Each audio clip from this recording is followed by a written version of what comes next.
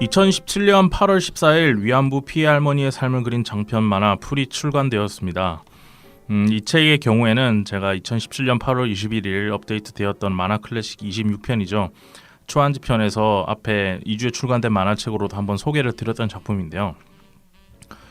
그 후에 저도 개인적으로 이 책을 구입해서 읽고 나서 저희 방송에서 한번 다뤄야겠다고 생각하고 준비 중이던 작품이었습니다.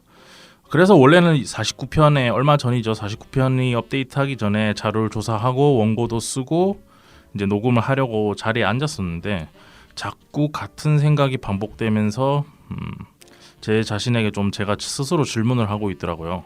과연 이 소재와 내용을 나 혼자서 말하는 것이 맞는 것인가? 라는 생각. 제가 남성이기도 하고 제가 가지고 있는 생각이나 전문적이지 않는 지식들로 이런 민감한 주제에 대해서 제가 함부로 얘기하는 거는 아닐까라는 생각이 좀 들어서 그래서 이 책의 작가님을 직접 모시고 얘기를 나눠보는 것이 좋겠다라고 판단하여서 작가님에게 인터뷰 요청을 드렸고 흔쾌히 수락해 주신 작가님을 모시고 오늘 방송을 진행할 수 있게 되었습니다. 자, 장편 만화 풀의 작가이신 김금숙 작가님을 모셨습니다. 안녕하세요. 안녕하세요. 반갑습니다. 저희 원래 오시면 처음에 작가님 본인 소개 한번 부탁드리거든요. 네. 본인 소개를 직접 한번 부탁드리겠습니다. 네. 저는 사파도 그리고 그림책 작업도 하지만 현재는 만화에 더욱 집중적으로 작업하고 있는 김금숙입니다. 반갑습니다. 반갑습니다. 이 풀이란 작품 이게 오해를 안 하셨으면 좋겠는데 재밌게 읽었어요. 내용이 재밌게 읽었다는 표현이 맞는지는 모르겠지만 어쨌든 작품적으로는 굉장히 재밌게 읽었고 정말 잘 만드신 작품이다라는 생각이 들었습니다. 보면서 그래서 이게 리뷰를 하기 위해서 이제 원고를 쓰고 이제 앞에 말씀드렸던 내용이죠. 하다가 이게 혼자 하는 거는 좀 아닌 것 같다 싶어서 이제 다행히 제가 작가님이랑 페이스북 친구가 돼 있어서 그래서 이제 이거에 대해 인터뷰 요청을 드렸더니 오늘 너무 흔쾌히 나와주셔서 정말 감사드리고 밖에서도 잠깐 말씀드렸지만 혹시나 제가 말하는 도중에 약간이라도 좀 교정이 필요한 부분이 있으면 이렇게 찝어주시면은 저희 청취자분들도 이제 함께 생각해볼 수 있는 시간이 될 수 있으니까 네. 언제든지 걱정 안 하시고 그냥 있는 그대로 말씀해 주셨으면 좋겠습니다. 알겠습니다. 네. 자, 그럼 풀이란 작품을 만드신 김금숙 작가님에 대해서 한번 말씀을 나눠보죠. 제가 찾아본 결과로 따르면은 김금숙 작가님이 전라남도 고흥에서 태어나셨다고 네. 되어 있는데 이제 거기서 쭉 자라신 건가요? 그건 아니고요. 7살까지 살다가 7살에 서울로 이사를 왔습니다. 네, 그 내용을 그리신 게 아버지의 노래라는 작품이죠. 그렇죠. 이 작품에 대해서는 제가 나중에 다시 설명을 드리겠습니다. 그 과정을 그린 게 이 아버지의 노래라는 작품이라는 거. 네. 그러면 어린 때가 이 작품을 봤기 때문에 질문이 좀 더 디테일할 수 있는 건데 시골에서 네. 서울로 오신 거예요. 네. 이제 어릴 때 어떤 학생이셨는지 좀 궁금하네요. 그냥 만화 관련이 아니고 그냥 학생으로서 어떤 학생이셨는지. 어릴 때 시골에서는 네. 약간 사내 아이 같은 동네 골목 대장. 그리고 그때 당시는 워낙 가난했고 제 시절에도 굉장히 가난했거든요. 네네네. 그리고 목욕할 때도 별로 없고 그래서 머리에 부스럼 같은 게 많이 났어요. 그래서 맨날 엄마가 머리를 빡빡으로 밀어줬기 때문에 남자애 같은 그런 아이였고 서울에 올라와서는 제가 약간 좀 피부색이 검어요. 태어날 때도 약간 까무잡잡하게 태어난 데다가 워낙 노는 걸 좋아해서 항상 밖에서 놀았거든요. 그러니까 초등학교 당시에는 이제 국민학교였는데 딱 들어갔는데 애들이 그래도 대부분 약간 하얀 애들이 많고 까만 애들 이렇게 무시하고 약간 그런 게 있었어요. 더구나 또 까무잡잡한 데다가 막 사투리 전라도 사투리에 막 이러니까 그럴 수 있는 시대죠. 그때는. 네. 그래서 굉장히 제가 이제 활달하고 그랬는데 학교에 들어가서 약간 소극적이 된 것 같아요. 이 아버지의 노래라는 작품을 계속 얘기할 수밖에 없어요. 어린 시절 얘기를 하다 보면. 네. 근데 이 책에는 어린 시절에 만화를 좋아했다라든지 만화에 대한 이야기가 나오는 기록은 제가 본 기억이 없어요. 네, 맞아요. 어릴 때는 그러면 만화나 이런 건 별로 관심이 없으셨었나요?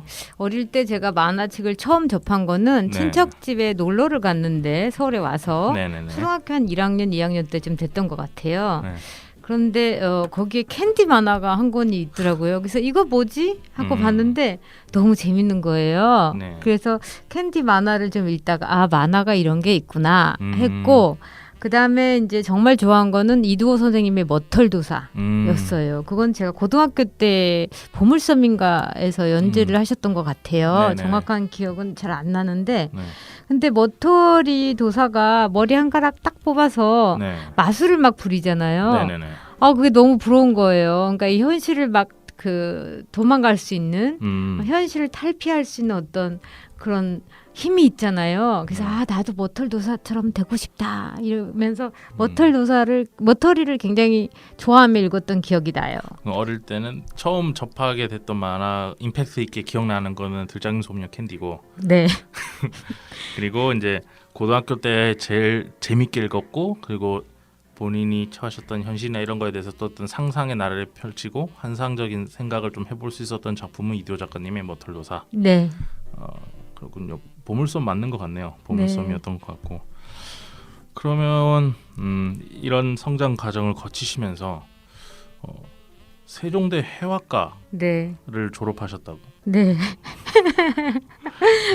네. 세종대 회화과를 졸업했습니다. 지금 기억나십니까 그때가? 네. 너무 옛날 같은데. 네. 네. 맞아요. 저도 제가 대학교 때 기억이 안 나거든요. 그렇구나. 그때 졸업하시고 네. 어떻게 보면 좀 그 당시로도 그렇고 지금 생각해 약간 특이한 이력이에요. 1994년에 예. 제가 조사해본 바로는 그렇습니다. 아니면 말씀해 주세요. 1993년 프랑스 스트라부르그 고등 장식 미술학교에서 유학을 하셨다고. 스트라스부르크.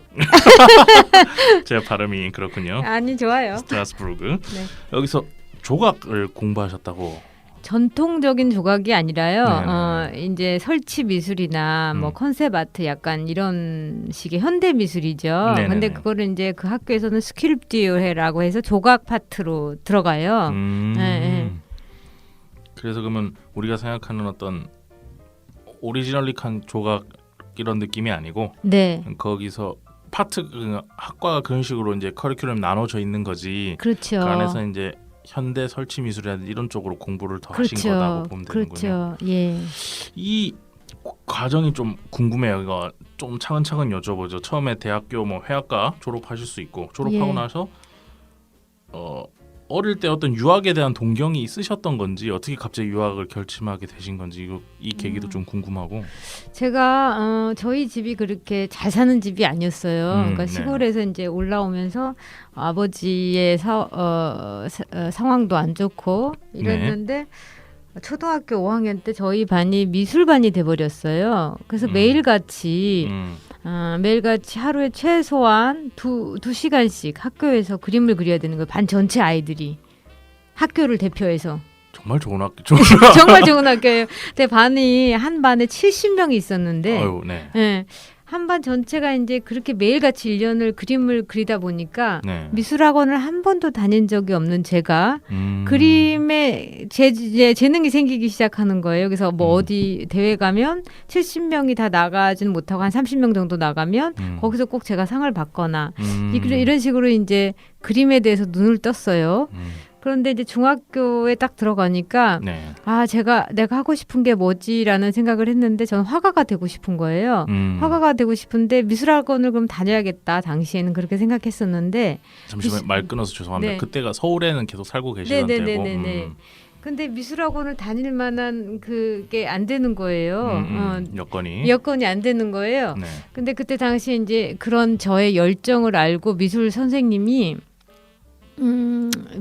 저를 초대를 했어요.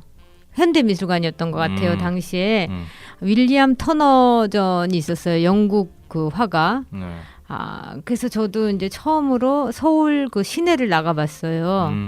그런데 딱 가서 봤더니 그림이 너무 멋진 거예요. 자연, 이제 바다, 뭐 햇빛, 그 하늘 그래서 그 감동을 받았어요. 받았는데 제가 좋아했던 그 선생님이 본인은 파리로 유학을 갈 거다 그러시는 거예요. 그래서 파리가 뭐지? 날아다니는 파리는 아니고 그때 처음 입력되셨군요. 네네네네. 그래서 이제 프랑스라는 막연한 그 동경심이 생겼고, 네. 그리고 고등학교를 졸업할 때쯤 처음 이제 대학교 들어가서 제가 이제 그걸 썼어요. 나는 대학 졸업하자마자 프랑스 파리로 유학을 갈 것이다. 아, 대학교 때 초반부터 이미 그걸 생각하고 네. 계셨군요. 그거를 글씨를 써서 제 방문을 딱 열잖아요. 그럼 제일 잘 보이는 곳에 떡하니 이렇게 크게 써서 붙여놨어요. 그러니까 방에 들어가기만 하면 그 글씨부터 딱 보이는 거예요. 네네네. 그래서 매일같이 입력이 되는 거죠. 나는 갈 거야, 나는 갈 거야. 이래서 결국 가게 되더라고요. 어떻게 가신 겁니까? 그러면 일단 아르바이트를 했고요. 이제 비행기 값도 모아야 되고 막 이런 게 있었으니까 뭐 그때 당시에 뭐 분식집에서 아르바이트도 하고 다른 친구들은 그림을 잘 그려서 미술학원 같은데 뭐 미술 선생님으로 아르바이트를 하는데 저는 그건 잘 안 맞더라고요. 제 성격에. 그래서 뭐 시장에 가서 아르바이트도 하고 막 이러다가 네네. 그리고 이제 불란서 문화원에 매일같이 학교 끝나면 가서 영화도 보고 그러니까 불어 한마디 못하면서 그냥 앉아 있는 거죠. 거기서 졸기도 하고 거기 영화관이 있었거든요. 지하에 당시에. 네네. 예, 그래서 그러면서 이제 꿈을 키우고 불어를 혼자 공부하면서 비행기 값도 모으고 이래서 다 예약을 했어요. 예약을 한 다음에 떠나기 한 달 전에 아버지한테 얘기했죠. 프랑스로 갈 거다. 떠나기 전에. 한 달 전에. 하긴 이해도 됩니다. 저 같아도 그 방법을 썼을 수도 있을 것 같아요. 이미 결정해 놓으면 못 말리니까. 그렇죠. 아, 그렇게 이제 나름 계획을 하시고 이렇게 네. 해서 유학을 시작하셨는데 네. 아시겠지만 계획대로 안 되잖아요. 그렇죠. 그 과정을 좀 간략하게 네. 한번 소개를 해주신다면 어떠셨는지 유학 생활이. 유학 생활은 제가 생각한 것보다 너무너무 힘들었어요. 왜냐하면 제가 프랑스 유학을 결심한 거는 네. 당시 한국 사회가 여자로서 그리고 집안의 경제적인 힘이 없으면 화가의 생활을 그러니까 예술 창작의 생활을 충분히 할 수 없는 여건이었어요. 그러니까 대학교 졸업하고 정식으로 뭐 선을 봐서 결혼을 하든지 애기 엄마가 되고 막 이런 너무나 그 정형화된 그런 네. 여성의 삶들이 기다리고 있었기 때문에 그러면 저는 못 살 것 같은 거예요. 그래서 나는 무조건 떠나야 되고 가서 내가 모르는 땅에서 내가 여기서는 선택하지 않았지 제 스스로의 선택이 아니라 어떤 주어진 환경 때문에 내가 살아야 되는 어떤 그런 것들이 있잖아요. 네네네. 근데 내가 모르는 땅에서 나를 모르는 사람들하고 부대끼면서 내 재능을 한번 시험을 해봐야겠다. 나의 삶을 한번 거기서 실험을 해봐야겠다. 그래서 간 거였거든요. 그리고 다시는 한국에 돌아오지 않을 거라고 저는 않으리라는 그런 독한 마음을 가지고 갔었어요. 그때는? 예, 그때 당시에는. 그래서 갔는데 네. 예, 갔는데 쉽지 않았죠. 가서도 계속 아르바이트나 이런 그쵸. 걸 하셨을 거고 네. 대부분 유학 다니시는 분들이 유학 하시고 거기서 살다가 오시는 분들이 세 단계가 있어요. 처음에 정말 지독하게 힘들고 그 다음에 공부를 하면서 병행하면서 느끼는 게 또 중반부에 또 있고 그다음에 마지막에 뭐 어떤 그리움이나 어떤 한국에 대한 생각이 들어서 다시 돌아오게 되는 과정이 있는데 요 세 단계를 간략하게 한번 설명해 주시죠. 되게 잘하시네. 다녀오셨나 봐. 저는 여기서 계속 살고 있습니다. 한국에서. 그렇구나. 저는 처음에 이제 갔는데 일단은 언어를 배워야 되기 때문에 네. 파리로 갈 수가 없었던 게 파리는 일단 생활비가 너무 비쌌기 때문에 조그만 알프스산 밑에 조그만 도시로 갔어요. 네. 한국인이 가장 없을 것 같은. 그래야지 언어를 빨리 배우겠지 하는 그런 생각에 갔는데 일단은 음식을 할 줄 몰라요. 제가 해본 적이 별로 없는 거예요. 라면밖에 끓여본 게 다였던 거예요. 당시에는. 네. 네, 그래서 일단 제가 먹고 살아야 되니까 매일같이 밥을 해야 되고 그리고 언어도 빨리 그렇게 쉽게 늘지가 않더라고요. 그래서 그리고 너무 외롭고 혼자 있다 보니까 너무 외롭고 그런 것들 때문에 굉장히 힘들었어요.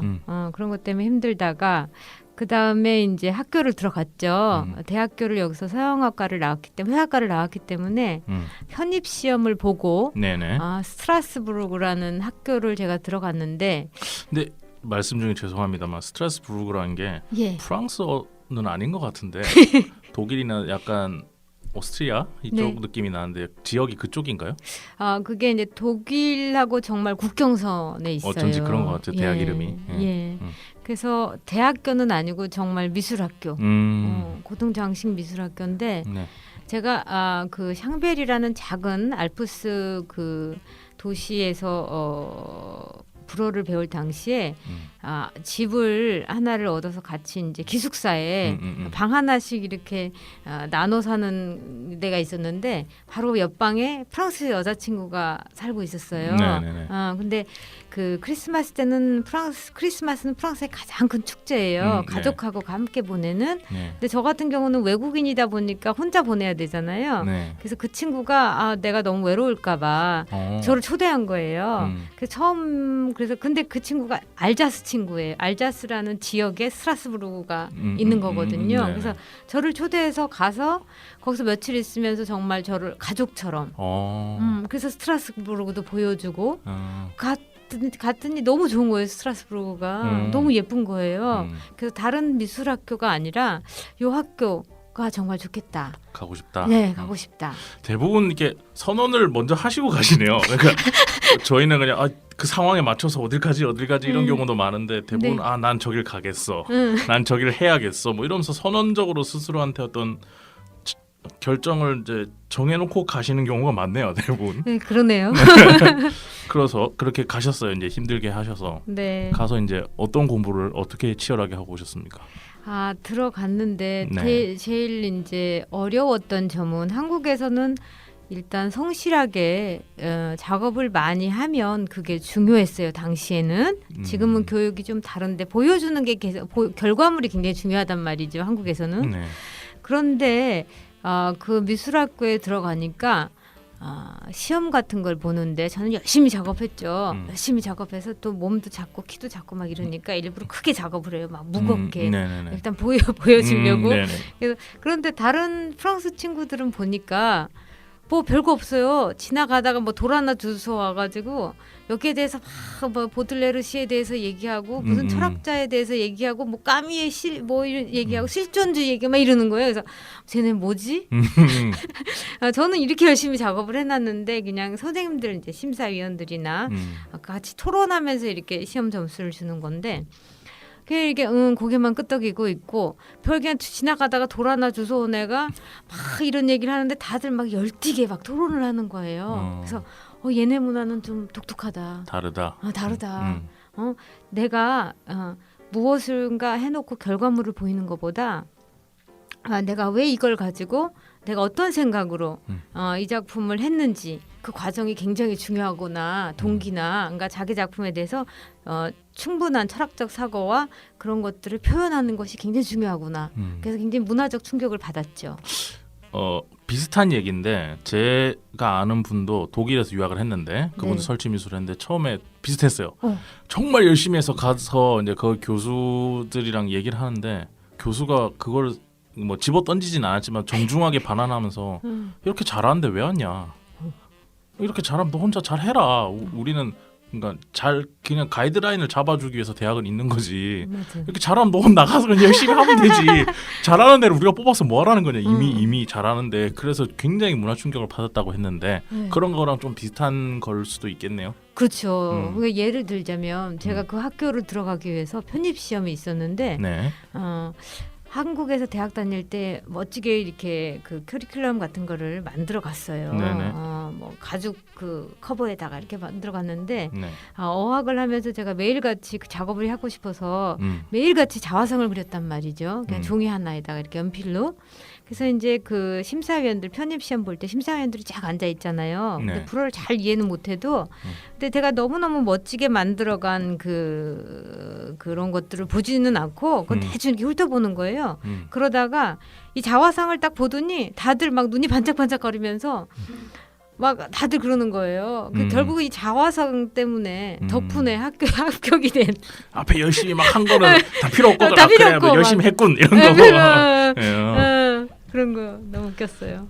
저는 이 풀이란 작품 보면서 제가 이 질문지를 처음 만들 때는 지슬이라든지 아버지의 노래는 아직 못 본 상태였기 때문에 풀이란 작품 보면서 이렇게 동양화를 전공했다고 생각했어요. 네. 이게 원래 그러니까 나무를 그리시는데 나무를 두 가지 방식으로 그리시다고요. 겉선 그리고 안에 흙먹 이렇게 칠하면서 명암 조절하는 방식으로 그리는 거랑 아니면 아래에서 먹을 진하게부터 쳐 올려서 이렇게 그리는 게 있는데 그게 동양화 기법이거든요. 그래서 보면서 동양화를 전공하셨구나 이렇게 생각하고 봤는데 뭐 회화과 역시 회화과 안에 동양화과 있을 수 있지 뭐 이런 거 보고 있었는데 뭐 프랑스 유학을 갔다 오고 막 그러셨다고 해서 그러면 질문을 유학 시기에 이제 뭐 뒤에는 일단 지금 제 앞에 계시니까 한국으로 돌아오신 거니까 네. 그 돌아오기 전까지 과정보다 이 유학 도중의 이야기들을 조금 해보죠. 왜냐하면 이때도 이미 활동을 하셨으니까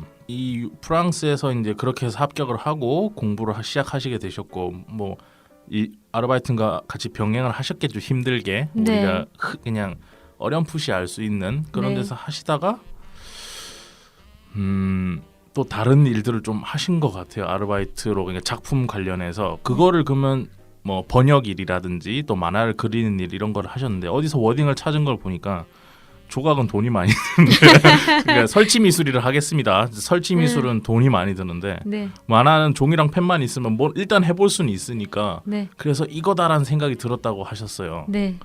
그때 하셨던 일들 번역 일이라든지 뭐 네. 이게 근데 또 하나 더 말씀드리면 이게 정확한지는 모르겠어요. 제가 조사해보로는 이렇습니다. 프랑스 존이라는 사이트가 있더라고요. 맞아요. 거기서 이제 한 위클리라는 그 메뉴가 있던데 네. 거기에 뭐 글이나 에세이, 칼럼 이런 것들 막 쓸 수 있게 이렇게 돼 있더라고요. 근데 거기서 푸티아 응. 발음이 이상해서 푸티아라는 그 코너를 제목으로 해서 한국 사람이 프랑스에서 살아가는 이야기를 6년 동안이나 네. 그리셨다고 했습니다. 이 과정이 제가 지금 설명드린 게 작가님 입장에서는 연혁상 뒤죽박죽일 수 있어요. 근데 그거는 이제 작가님이 좀 소개를 해주신다면 이 과정을. 네. 그러니까 처음에 설치 미술로 해서 학교를 다니면서 하다가 어떻게 만화 쪽으로 이렇게 점점 흘러와서 만화를 해야겠다 하고 이렇게 하게 되는 그 과정을 좀 쭉 설명해 주시면 좋을 것 같습니다. 네. 스트라스부르크 학교에서 처음에는 제가 문화적 충격을 받았다 그랬잖아요. 네네. 그런데 적응을 잘했어요. 그래서 재능을 인정받았어요. 잘난 척. 거의 최고의 점수로 막 3학년, 5학년 막 이렇게 해서 해놓고 이제 그 선생님께서 유명한 그 설치미술 조각가 선생님께서 넌 위대한 조각가야. 저한테 매일 그러시는 거예요. 만날 때마다. 그러니까 저는 이미 제 머릿속에 매일 듣다 보니까 이렇게 생각이 된 거죠. 나는 위대한 예술가야. 벌써 이렇게 생각이 돼버린 거예요. 그래서 이제 학교를 졸업했으니까 나는 큰 물로 나가고 싶어. 그래서 파리로 왔어요. 파리로 가야겠다. 돈이 없어도 나는 가야 돼. 그래서 왔어요. 저는 당연히 한국에서 막 스타급 한국이 아니라 그 학교에서 재능을 인정을 받았으니까 당연히 갤러리가 아주 좋은 갤러리들이 나랑 작업을 하고 싶어 하겠지라고 착각을 하고 이제 돌아다녔어요. 근데 아무도 저랑 작업을 하고 뭐 계약을 하겠다는 그런 갤러리가 없는 거예요. 그때 진짜 모든 게 다시 산산이 부서지는 맨 땅에 처음부터 다시 시작해야 되는 그런 절망감을 느꼈어요. 그 아르바이트를 아무리 해도 방세를 내야 되고 밥을 먹고 살아야 되니까 작업을 할 수가 없는 거예요. 또 파리 비싸지 않아요? 너무 비싸요. 너무 비싸요. 그래서 뭐 재료도 사야 되고 공간도 필요하고 사람도 많고 친절하지도 않고 그 외국인이고 그렇죠. 그러니까 근데 저는 작업을 안 하면 못 살겠는 거예요. 그래서 이제 이러다 보니까 거기 한 위클리라는 당시에는 인터넷 사이트가 아니라 프랑스 존이라는 게 있지 않았고 한 위클리라고 한인 신문이었어요. 거기서 가서 3칸짜리 만화를 그렇게 시작했어요. 그러면 이 6년 동안 하셨다는 건 다 3칸짜리 3칸? 그렇지 않아요. 그래요? 4년간 그러니까 그게 이제 일주일에 한 번씩 연재가 되는 건데 1년 내내. 근데 4년 동안 제가 원고료를 한 푼도 안 받고 매주 했어. 한 번도 늦어본 적도 없고 안 지킨 적도 없고 4년간 하다가 그분들이 어느 정도 이제 인지도가 있어지니까 전면을 한 면을 전부 김금숙 작가한테 주겠다. 그래서 페이도 하겠다. 그래서 한 2년 정도는 에세이식으로 글을 쓰고 사파식으로 밑에 그래서 뭐 프랑스 정치에 대해서도 얘기하고 한국인이 프랑스에서 느끼는 뭐 인종차별이라든지 체류증이라든지 학위를 많이 받았어도 뭐 일자리가 없는 상황이라든지 어떤 그런 것에 대해서 이때가 연도가 어떻게 될까요? 2002년에 시작해서 2008년에 끝낸 것 같아요. 그렇군요. 저희 같은 사람들은 한국에서만 쭉 살아온 사람들은 프랑스에 대한 로망이 있어요. 제가 제 인생의 목표 중에 하나가 프랑스어는 제가 못하니까 제가 근데 프랑스 가수 중에 이브몽땅이라고 여자분들은 별로 안 좋아하실 거예요. 그 사람을 하도 바람둥이고 이래서 어쨌든 그 사람 노래 중에 고엽이라고 있는데 맞아요. 그거를 제가 기타를 그러니까 취미로 치니까 제가 그거를 프랑스에서 한국 동양인 남자가 그 발음을 멋있게 해서 제가 또 보이스가 중저음이니까 그걸 한번 불러보면 어떨까 하는 게 제 인생 목표 중에 위시리스트 중에 있어요. 아 좋아요. 그런 것처럼 이게 낭만이 뭔가 잘 모르지만 그런 게 있는데 그러니까 일단 프랑스에서 지금 거의 10년 넘게 살다 오신 거 10년 가까이 16년 사신 거잖아요. 네. 우리가 생각하는 거랑 좀 다른 뭔가 느낌이 있을 것 같아요. 프랑스는 처음 갔을 때 저도 낭만과 예술의 나라라고 생각하고 갔는데 네. 개똥의 나라다. 네. 하늘을 보면서 걸어야 되는 게 아니라 땅바닥을 보면서 걸어야 한다. 아니면 밟는다. 개똥들이 너무 많아서. 지금은 물론 많이 변했죠. 사람들이 그런 의미군요. 깜짝 놀랐습니다. 예, 그런 의미로. 그 프랑스가 좋은 거는 남의 눈치를 조금 덜 본다. 우리나라 같은 경우는 사람들이 타인의 시선이 굉장히 중요시되잖아요. 다른 사람이 나를 어떻게 볼까? 저의 이미지, 남의 시선에 비춰진 나의 이미지가 굉장히 중요하고 그것 때문에 자유롭지 못하고 이런데 프랑스 같은 경우는 굉장히 그런 면에서 자유롭죠. 프랑스에 사시면서도 그 주변 여러 나라도 많이 다녀보셨겠죠? 예, 그렇죠. 그런 유럽 대체적으로 분위기가 그렇나요? 조금씩 다 다른 것 같아요. 그래서 좀 느껴지는 나라마다 느낌이 있군요. 또. 그럼요. 바로 그 국경선에 있어도 달라요. 전 앞으로 프랑스 가면 바닥을 조심해서 보도록 하겠습니다. 지금은 괜찮습니다. 자, 그러면 이제 이런 일을 거치면서 제가 굉장히 연역을 프로필을 찾아보다가 굉장히 놀란 부분이 있습니다. 번역. 네. 이제 만화가로 활동하시면서 이제 여러 한국 만화 작품들을 프랑스에 번역하는 일들을 하셨다라고 기록이 돼 있어요. 100권 넘게. 네. 그럼 이건 그냥 번역가 아닙니까? 그러니까 화가로서의 능력을 제가 존중 안 하는 건 아니지만 직업상 번역가라고 봐야 되는 거 아닙니까? 이 당시에? 그렇죠. 그때 당시에는 제가 이제 뿌띠아를 연재를 하면서 이거를 책으로 출간하고 싶어서 프랑스 출판사들을 컨택을 했어요. 그랬더니 그들이 하는 얘기가 우리나라에는 만화가가 너무 많다. 우리는 만화가 필요한 게 아니라 만화 프로젝트가 필요한 게 아니라 한국 만화를 이제 수입하기 시작하니까 만화 번역가가 없다. 만화 번역가가 필요하다. 이러는 거예요. 그래서 제가 다른 아르바이트보다는 같은 창작 작업에 있고 그래? 그러면 내가 테스트를 해보겠대요. 시험을 봐야 된대요. 그래서 그렇죠. 그러면 저도 한번 해보겠다. 했더니 좋다. 그래서 시험을 봤어요. 그래서 통과가 된 거예요. 그때부터 이제 만화 번역을 시작해서 들어오는 거의 모든 만화 그리고 당시에 우리나라 만화를 출간하는 프랑스의 대부분의 출판사들과 제가 작업을 했죠. 번역이 정말 중요해요. 네, 맞아요. 왜냐하면 그러니까 한국 작품에 대한 왜냐면 언어가 다르면 만화 같은 경우는 특히 그게 더 되게 그 언어에 대한 그걸 많이 타는 편인데 언어가 다르면 문화가 다르기 때문에 전혀 서로 이해하는 강도나 이런 게 완전 다르잖아요. 그렇죠. 그래서 프랑스의 문화와 한국의 문화를 다 알고 있어야 온전히 내가 그래도 안다라는 느낌이 있어야 이 번역이 가능한 게 첫 번째가 있고 두 번째는 이 나라마다 다른 효과음 어떡할 거예요? 맞아요.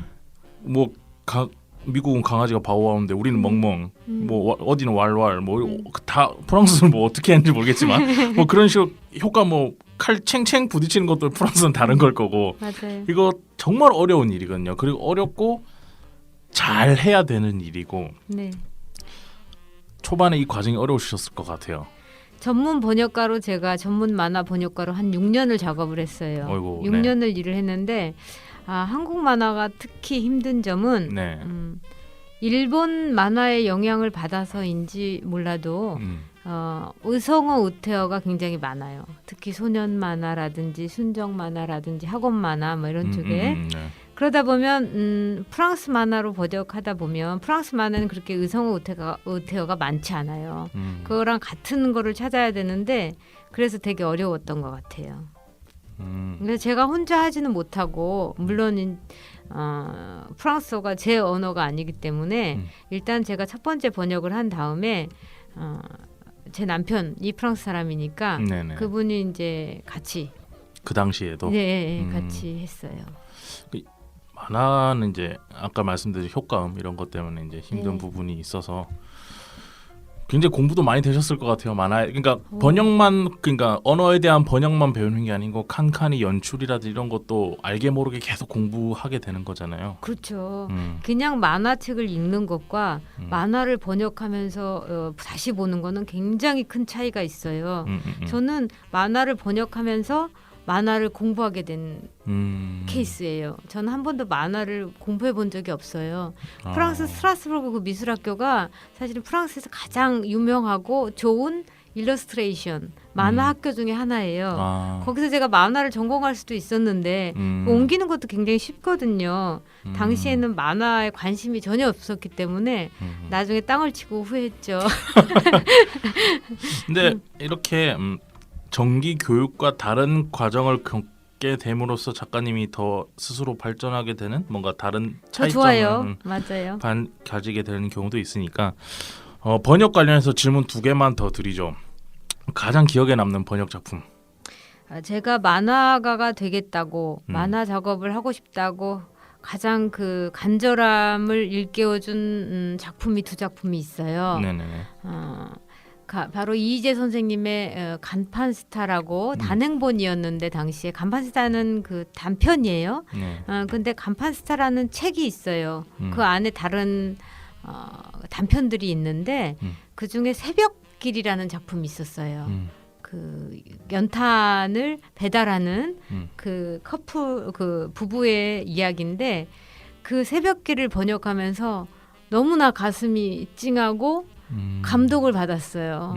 그래서 잊혀지지 않는 그 작품하고 오세영 선생님 같은 시기에 오세영 선생님의 부자의 그림일기라는 작품이 있는데 그것도 이제 단행본이었어요. 부자의 그림일기도 단편이에요. 근데 부자의 그림일기에서 감동을 받은 게 아니라 다른 단편에서 또 굉장히 어마어마하게 제가 감동을 받았어요. 이분의 작품이야말로 가장 한국인스럽게 표현하는 상징적인 면이나 와 이건 정말 예술이다. 전율이 올 정도로 내가 하고 싶은 이야기가 만화로 가능하겠구나. 내가 만화를 만들고 싶다. 이 2작품을 번역하면서 그런 생각을 네. 하셨었다. 네. 그렇군요. 정말 만화를 번역하시면서 공부를 많이 하셨었던 것 같고 한국에 이제 많은 그러니까 만화 관련해서만 국한해서 말씀드리죠. 한국의 번역이라든지 이런 걸 보시면서 드는 생각은 혹시 있으신지? 한국어를 불어로 번역하는 거예요? 아니면 불어를 한국어로 번역하는 거예요? 제가 잘 몰라서 그거의 큰 차이는 제가 잘 모르겠는데 네. 양쪽 다 그냥 짧게 설명해 주시면 좋을 것 같아요. 한국어를 불어로 번역하는 거는 대체적으로 괜찮아요. 그것이 저처럼 이제 커플이 같이 한국 부인하고 불란서 남편이 같이 번역하는 경우도 괜찮고요. 아니면 정말 완전 완벽한 이중 언어를 사용해서 하는 경우도 좋고. 근데 그런 분들은 만화는 구어체가 많잖아요. 그러니까 다이나믹해야 되고 그러니까 다시 쓰기를 잘해야 되는 사람들인 거죠. 그래서 대체적으로 퀄리티가 괜찮은데 불어를 한국어로 번역을 했을 때 여러 가지 문제점을 저는 발견을 한 적이 있어요. 왜냐하면 이거는 문화를 이해를 해야 되는 문제들이거든요. 그러니까 불어를 잘해서가 아니라 문화를 이해해야 되는 문제인데 문화를 이해하지 못했기 때문에 오는 어떤 그런 거. 거기도 어떤 속담 같은 것들을 이런 그쵸. 것들이 있는데 그게 한국어로 번역되는 과정에서 한국의 비슷한 속담과 대치돼서 인용돼야 되는데 예. 그냥 다이렉트로 그 단어 그대로 이렇게 번역되는 경우를 말씀하시는 거죠? 가장 좋은 번역은요. 독자가 이 책을 읽을 때 이거는 번역된 작품이다라고 느끼지 않게 하는 거. 그게 가장 좋은 번역 작품이에요. 그렇군요. 알겠습니다. 자, 프랑스에서 그러시다가 2010년도 겨울에 한국에 다시 돌아오셨다라고 전 찾았어요. 계기가 뭡니까? 계기가 두 개가 있어요. 네. 아까 성인수 작가님께서 말씀하셨듯이 저는 제가 한국인이라는 거를 잊어버리고 파리에서 살았어요. 그냥 뭐 그리고 여성으로서 존중을 많이 해요. 그쪽은. 그래서 사는데 어느 날인가 이렇게 공원을 가는데 공원에서 막 운동을 이제 동네에 공원에서 막 운동을 하러 갔는데 어떤 남자가 저를 팍 밀쳐요.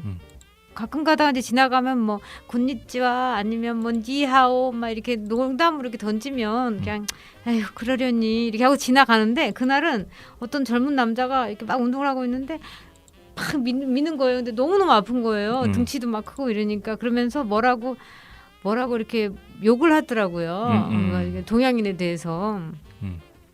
근데 제 기분이 너무너무 안 좋았어요. 제가 그걸 다른 날은 뭐 그냥 이렇게 보낼 수도 있는데 너무너무 안 좋으면서 이제 생각했던 게 내가 왜 외국에서 남의 나라에서 이런 취급을 받아야 되지?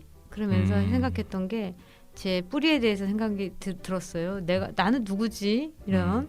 근데 나는 한국인인데 한국에 대해서 잘 몰라요. 그리고 내가 그러면은 막 이런 생각이 들었는데 당시 한국 문화원에 잘 가지 않아요. 한국 사람들하고 그렇게 어울리면서 살지는 않았거든요. 근데 한국 문화원에 초대를 받아서 갔는데 어떤 소리꾼이 왔어요. 판소리꾼이 왔어요. 와서 이렇게 소리를 하는데 구음을 하는데 갑자기 가슴이 딱 멈추는 모든 제가 막 죽을 것 같은 거예요. 느낌이 뭔가 느낌이 네, 뭔가 딱 거치는 거예요. 그러면서 네.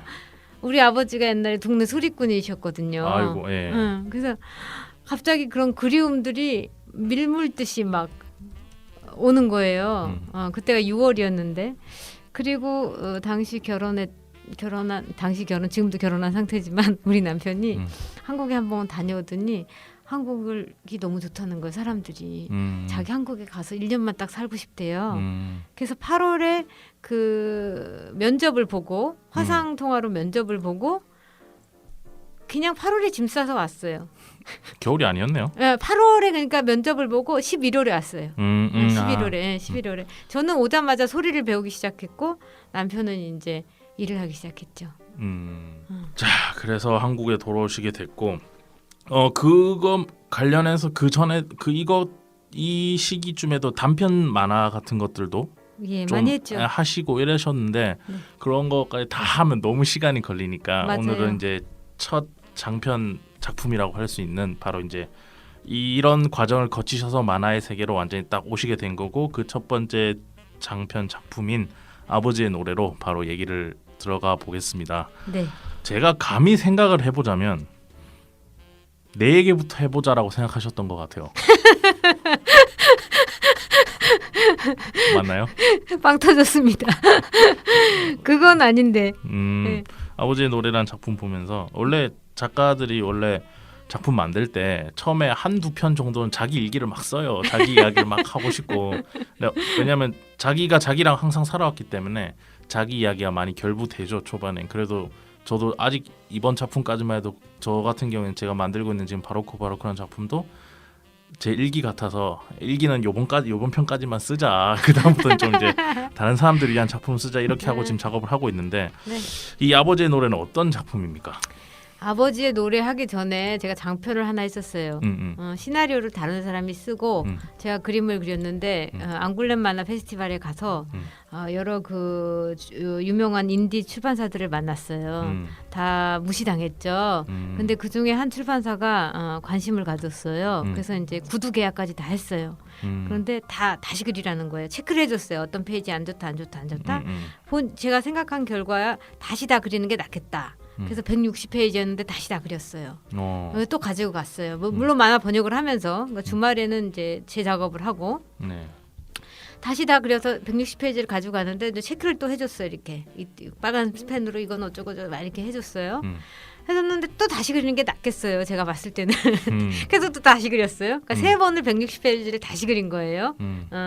그랬는데 그래 우리 그러면 이 사이즈로 해서 종이는 이렇게 해서 이렇게 책을 내자라고 그때 몽트로이 그 픽처북 페스티벌 때 살롱 때 이렇게 얘기를 하고 이 사람은 이제 몽펠리에 사니까 몽펠리에 내려갔어요.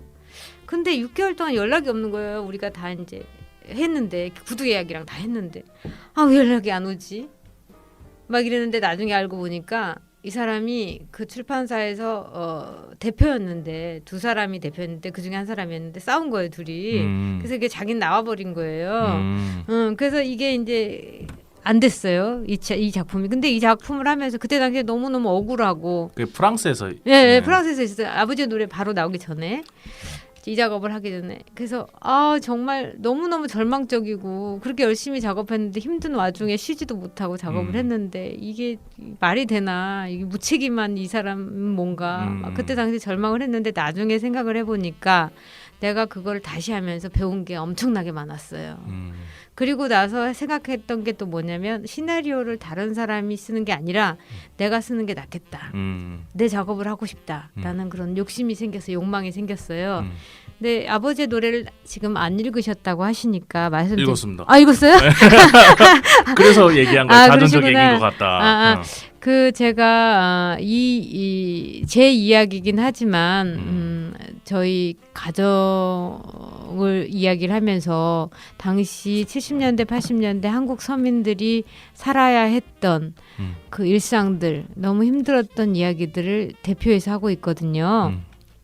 근데 제가 고등학교 때 스스로 약속을 했었어요.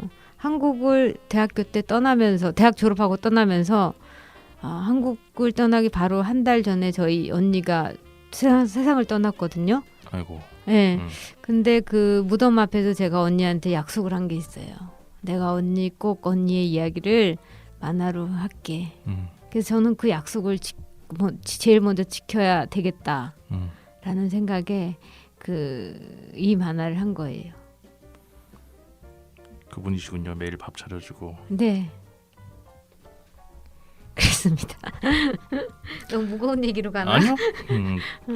뭐 그래서 만들게 된 노래 작품이 아버지. 네. 제가 약간 지금 멘붕이 왔던 게 저는 한국에서 출판된 걸 찾아보니까 장편은 아버지 노래가 처음이라고 저는 봤어요. 근데 작가님 입장에서는 나는 프랑스에서 작업을 했는데 그래서 약간 지금 살짝 멘붕이 왔었거든요. 이게 처음이 아니란 말이야. 이러면서 그게 이제 프랑스에서 먼저 출간이 됐고 그리고 한국에서 보리 출판사에서 수입을 한 거죠.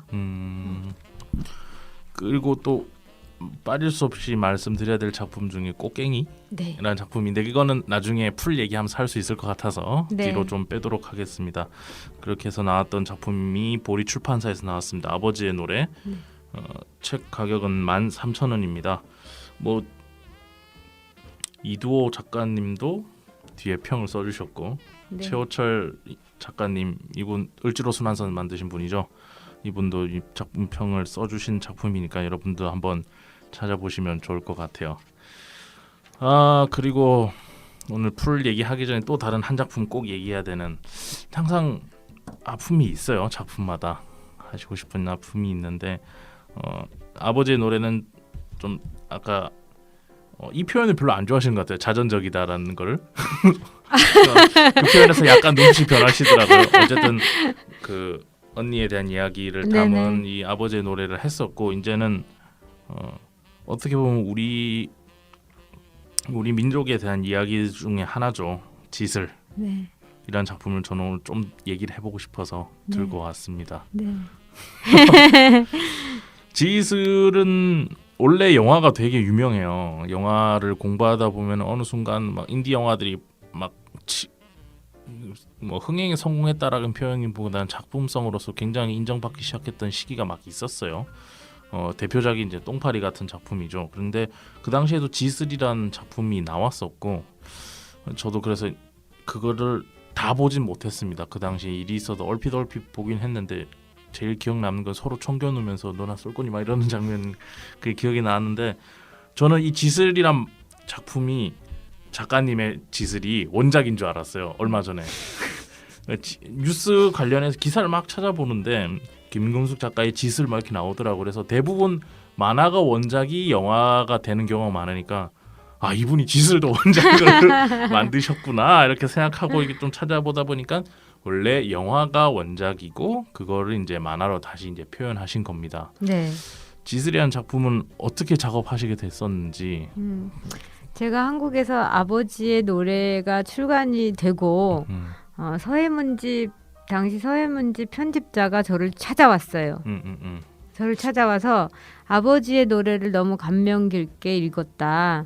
그런데 오멸 감독님의 4.3 이야기를 한 지슬을 영화로 만화로 하고 싶은데 김금숙 작가가 좀 해줬으면 좋겠다. 이런 말씀을 하셨어요. 근데 제가 이 편집자를 만나기 바로 며칠 전에 이희재 선생님께 존경하는 선생님들이 몇 분 계시는데 이희재 선생님께 제가 아버지의 노래를 그때 가지고 갔었던 것 같아요. 책 나온 지 얼마 안 돼서 선생님 제 책 나왔습니다. 인사드리러 왔어요. 그랬더니 선생님께서 야 금수가 너 지슬이라는 영화가 나왔는데 내가 시사회 가서 봤거든. 너무너무 네가 꼭 봐야 너 추천하니까 꼭 봐라 가서 봐라 이러시는 거예요. 그래서 제가 그 포스터를 찾아봤죠. 그래서 이거 내가 꼭 봐야겠다 이러고 생각하고 있던 찰나에 그 서해문집 편집자가 저한테 연락이 온 거예요. 그래서 그러면 관심 있다. 관심 있으니까 좀만 기다려달라. 확답을 며칠 후에 드리겠다. 네네. 그리고 이제 제가 하겠다고. 그렇게 해서 작업을 시작했죠. 근데 시간이 너무 짧았어요. 당시에 5월 달에 저한테 컨택이 왔고 그 다음 해 4월에 이 책을 내야 되는 거 4.3에 맞춰서. 아이고.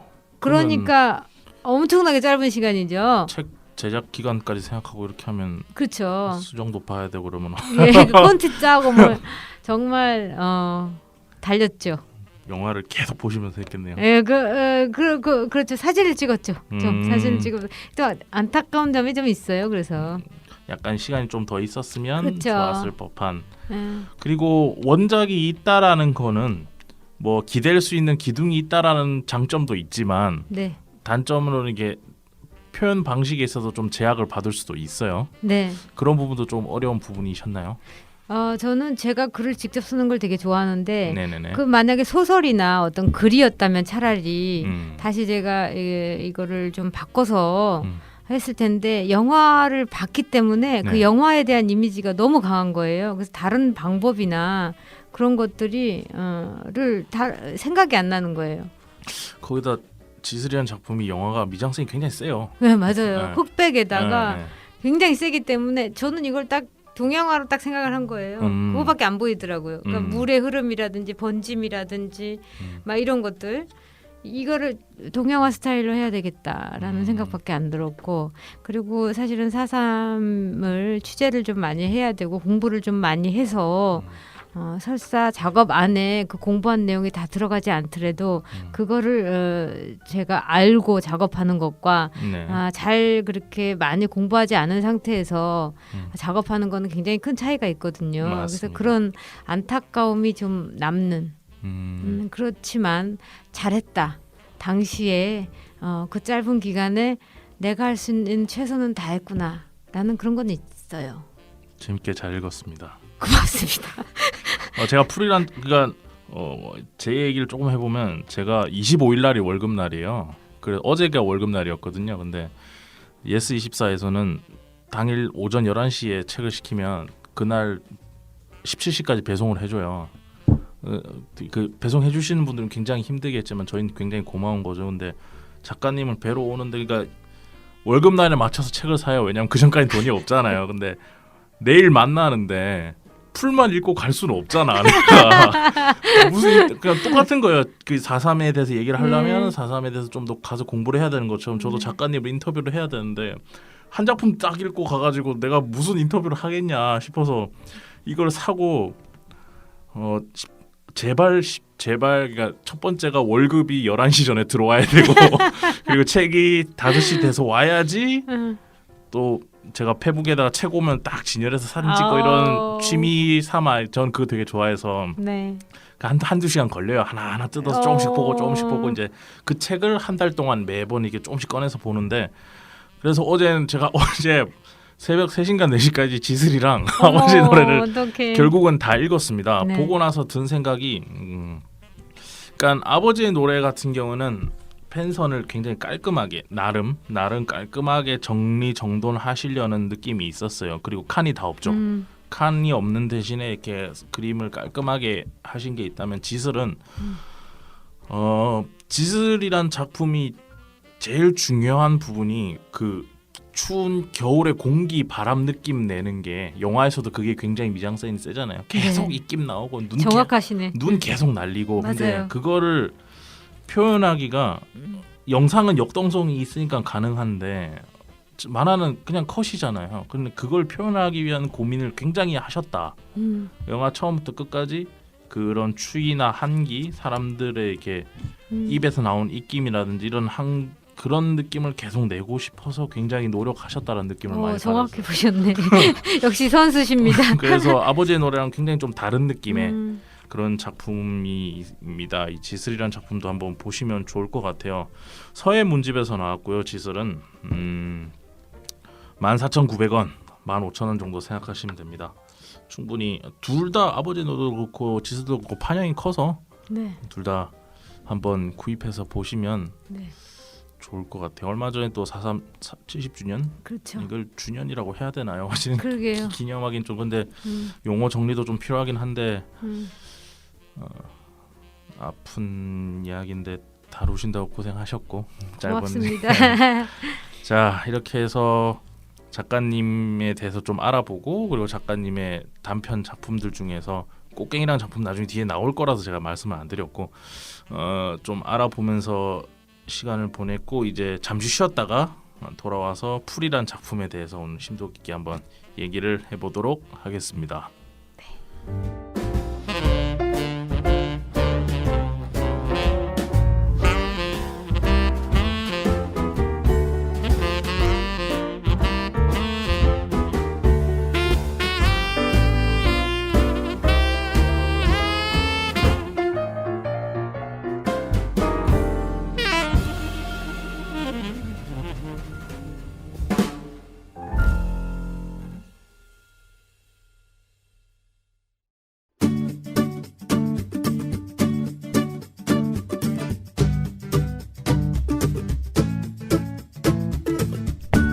여러분께서는 지금 진지한 만화 이야기 성인수의 만화 클래식을 듣고 계십니다. 저는 우리 시대 웹툰 작가들의 생존기의 저자 박인찬입니다.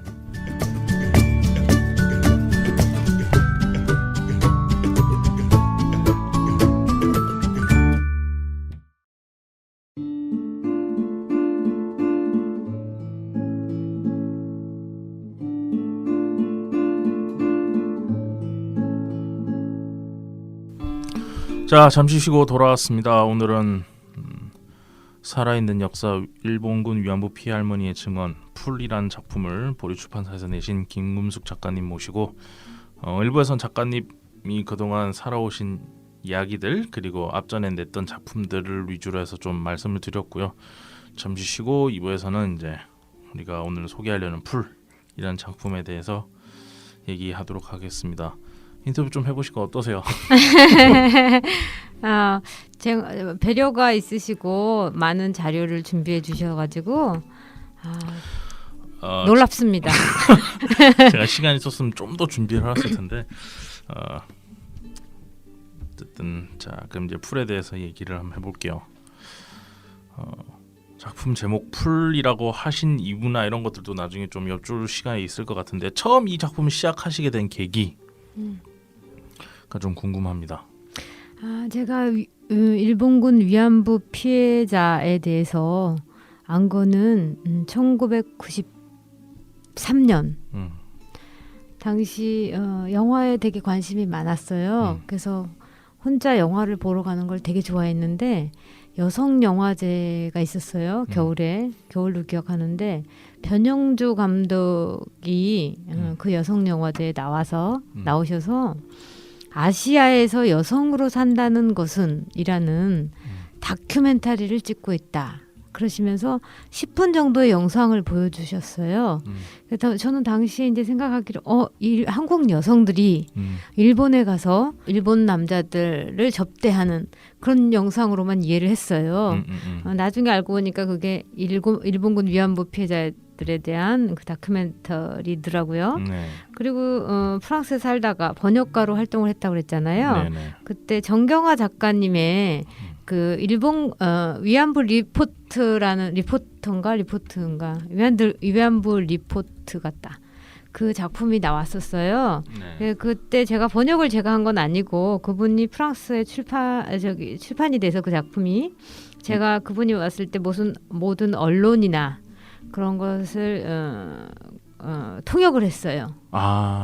그래서 조금 더 공부를 할 수 있는 계기가 됐고 당시에 책을 좀 받아서 좀 더 공부를 했습니다. 한국에는 2006년 8월에 나왔네요. 위안부 리포트 1 정경화 글그림 나는 고발한다. 예, 그렇죠. 그 작품이 그 다음엔가 아마 프랑스에서 나왔던 것 같아요. 그 프랑스 출판사 그 대표랑 저랑 절친이 됐는데 그 이후에 그리고 정경화 작가님이 한국에 돌아가시고 그거에 대해서 관심 있는 어떤 분이 컨퍼런스를 준비를 했는데 저를 초대를 한 거예요. 이제 정경화 작가님을 또 초대를 할 수는 없으니까. 그래서 이제 저도 갔어요. 같이 이제 컨퍼런스로 멘토로 갔는데 거기서 프랑스 역사학자가 나와서 그러는 거예요. 이것이 그 강제성이 있는 것이 아니라 자발적으로 이 여성들이 갔었고 그렇게 얘기를 하는 거예요. 그래서 제가 책을 읽은 바로는 아닌데 너무너무 화가 나더라고요. 네. 물론 다른 나라 여성들도 많고 그때 당시 조선 여성들, 한국 여성들만 있었던 건 아니지만 그래서 이제 그런 계기가 있었고 한국에 돌아와서는 지지 않는 꽃전이라고 프랑스 앙굴렘 국제 만화 페스티벌에 여러 만화가 선생님들하고 같이 일본군 위안부에 대한 만화와 그림을 그려서 전시를 했었어요. 2014년에. 네, 2014년 앙골렘 국제 만화 축제에서 한국인 작가들이 일본군 위안부를 주제로 그린 그림을 전시했었다. 예. 네. 그래서 거기에 저도 함께 참여를 했었는데 2013년 겨울에 그 작업을 제가 했거든요. 근데 작업 기간이 굉장히 짧았어요.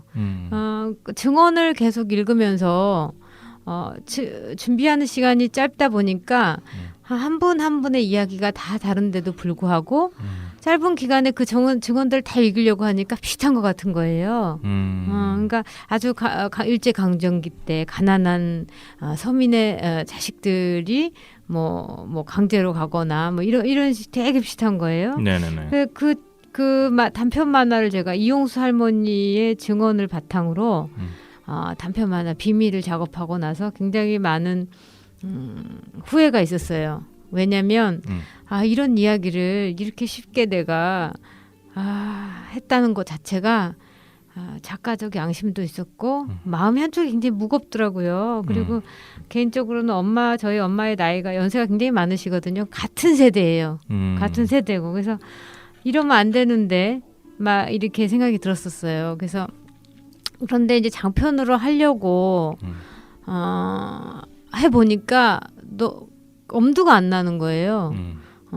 엄두가 안 나서 계속 고민을 했죠. 물론 뭐 언론이나 그런 거 나오면 계속 수집하고 뭐 이렇게 보고 관심 가지고 보고 이러긴 했지만 그리고 나서 한 몇 달 고민하다가 내가 해야겠다. 그럼 이렇게 정리가 될까요? 93년도 영화제에 나왔던 다큐라고 할까요? 네. 그걸부터 시작해서 항상 뇌리에 그게 남아 있었고, 그리고 프랑스에서 위안부 리포트를 내셨던 정경화 작가님이 오셔서 얘기를 할 때 옆에서 통역한 일을 하시면서 좀 더 깊이감 있게 알게 됐고, 그리고 프랑스에서 다른 그분이 교수라고 하셨나요? 그분이 말씀하시는 걸 보면서 이게 많이 왜곡돼서 전파돼 있다라는 것을 그때 좀 인지하게 되셨고 이런 것들이 점점 쌓이다가 2010또 관련해서 단편 작품도 하셨고 네. 2014년 앙골렘 국제 만화 축제에서 이때 저도 기사를 봤었는데 이거를 전시를 준비하고 하는데 너무 짧은 기간 안에 이 증언해 주신 분들의 이야기를 좀 듣고 하면서 좀 더 다른 방법으로 내가 뭔가 작품을 해보고 싶다, 좀 더 표현하고 싶다라는 표현보다는 이걸 더 알리고 싶다라는 말이 더 맞겠네요. 이 작품 같은 경우에 그런 것들이 쌓이게 돼서 그래 그럼 내가 하자. 그 일본군 위안부에 대해서 알리자는 목적이 아니었고요. 이분들이 왜 끌려갈 수밖에 없었는가, 왜 그런 삶을 살 수밖에 없었는가, 왜 진적에 커밍아웃을 할 수 없었는가, 한국 사회는 왜 냉대했는가, 이분들을 왜 이분들이 오랜 동안 비밀로 간직했어야 했는가. 그럴 수밖에 없었던 이 여성들을 이해하고 싶었고 이 여성들에 대한 이야기를 여러 사람들이 그 많은 사람들이 그런 역사적인 휘몰아치는 역사 속에서 어떻게 피해자가 되고 어떻게 살아남아야 했는지 네. 그 얘기를 좀 심층 있게 이야기하고자 해서 시작했습니다. 자 그렇게 해서 시작하게 됐는데 막막했을 것 같아요 처음에. 막막하죠. 어떻게 시작을 그러니까 좋아 내가 하겠어 이렇게 됐어요. 근데 네. 이제 이걸 어떻게 풀어 나가시기 시작했습니까 처음에? 이제 제가 하고 싶은 거를 쭉 정리를 했어요. 이거를 어느 시각에서 풀 것인가. 여성의 시각, 뭐 계급 사회, 뭐 약자, 뭐 여러 가지 이렇게 단어, 키워드를 계속 이렇게 써놓고 당장 할머니들을 만나야 되는 게 우선순위인데 제가 직접 취재를 하고 싶었으니까 할머니들과 직접 만날 수 있는 방법이 없는 거예요. 그래서 일단 출판사에 제 기획 의도를 얘기를 했어요. 출판사 대표님께. 그러니까 뭐 일본군 위안부에 대한 책이 나오긴 했지만 김금숙 작가가 한다고 그러면 한번 해봐라 이렇게 된 거예요. 그래서 출판사에서 그 당시에 강재숙 선생님이라고 그분을 소개를 시켜주셨어요. 근데 그분이 나눔의 집도 자주 가셨고 오랜 동안 활동을 하셨기 때문에 그분하고 제일 처음에는 같이 그 나눔의 집에 찾아갔죠.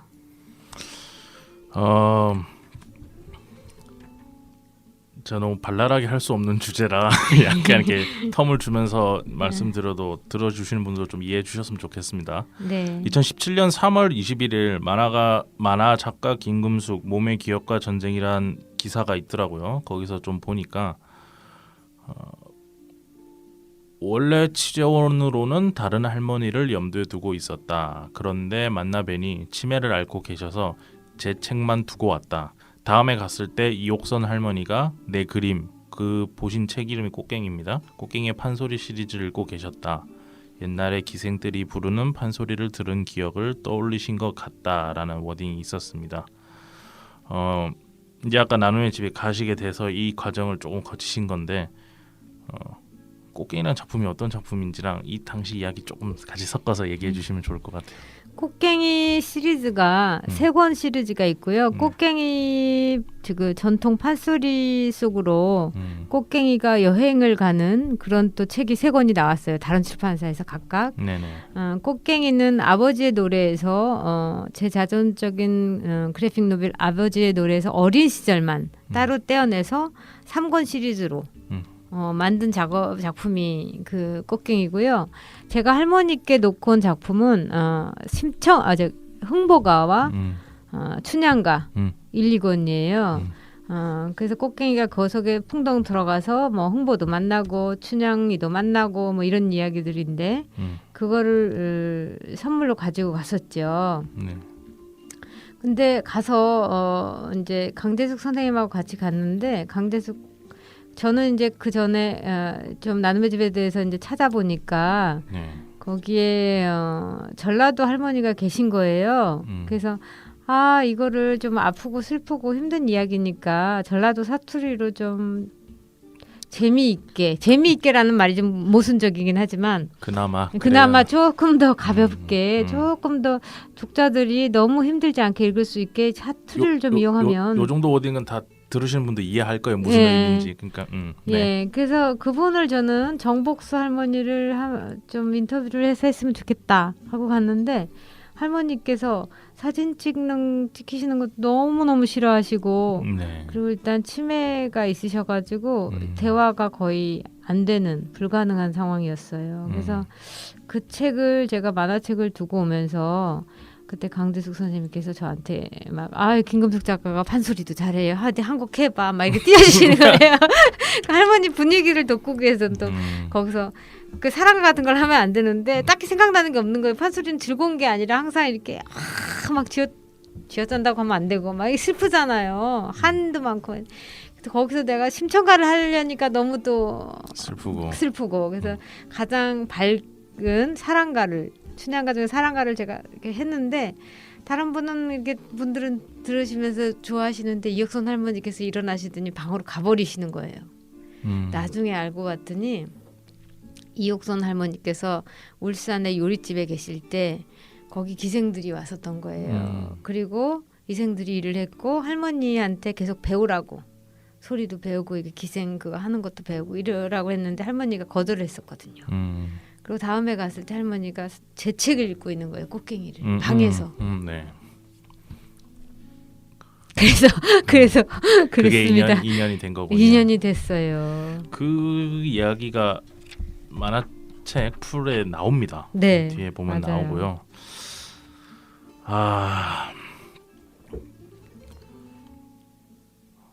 저는 엄두도 안 나요. 저보고 누가 뭐 이걸 만들어 같이 기획을 해봅시다 하고 그래서 그럼 내가 하겠다로 얘기를 만약에 했다고 쳤을 때 이분들 앞에 그 나눔의 집 맞나요? 아닌데? 네, 맞아요. 나눔의 집 죄송합니다. 거기를 내가 찾아가는 곳조차 그분들한테 이걸 뭘 어떻게 되는지부터 시작해서 이거를 그 얘기를 다시 해달라고 하는 것도 그렇고 그 모든 과정이 정말 힘드셨을 것 같은데. 좀 막막했죠. 그리고 처음에는 혼도 많이 났어요. 할머니들 지금 돌아가신 분들이 꽤 계신데 그중에 정돈 할머니 한 분은 니네는 왜 자꾸 와가지고 그 몸의 기억, 힘든 기억들을 자꾸 들으려고 하느냐 그러면서 하루는 나눔의 집에는 항상 사람들이 많이 와요. 그때 당시도 그랬는데 그날 제가 간 날은 사람들이 별로 없었어요. 할머니가 몇 분 앉아 계셨고 그 거실에 저 있고 그리고 어떤 언니가 이제 할머니들 돌봐주시는 언니가 계셨는데 그때 솔직하게 어떤 할머니께서 이제 돌아가신 할머니께서 저한테 그런 말씀을 하셨어요. 그래서 제가 굉장히 마음이 안 좋았죠. 할머니 말씀이 옳기 때문에. 그런데 이옥선 할머니랑 인연이 돼서 네. 얘기를 들으면서 쉽지 않았던 것은 할머니께서 이미 오랜 기간 증언을 계속 말씀해 오셨기 때문에 단어나 뭐 그런 것이 거의 달라지지 않은 상태에서 똑같은 말씀을 계속 하셔요.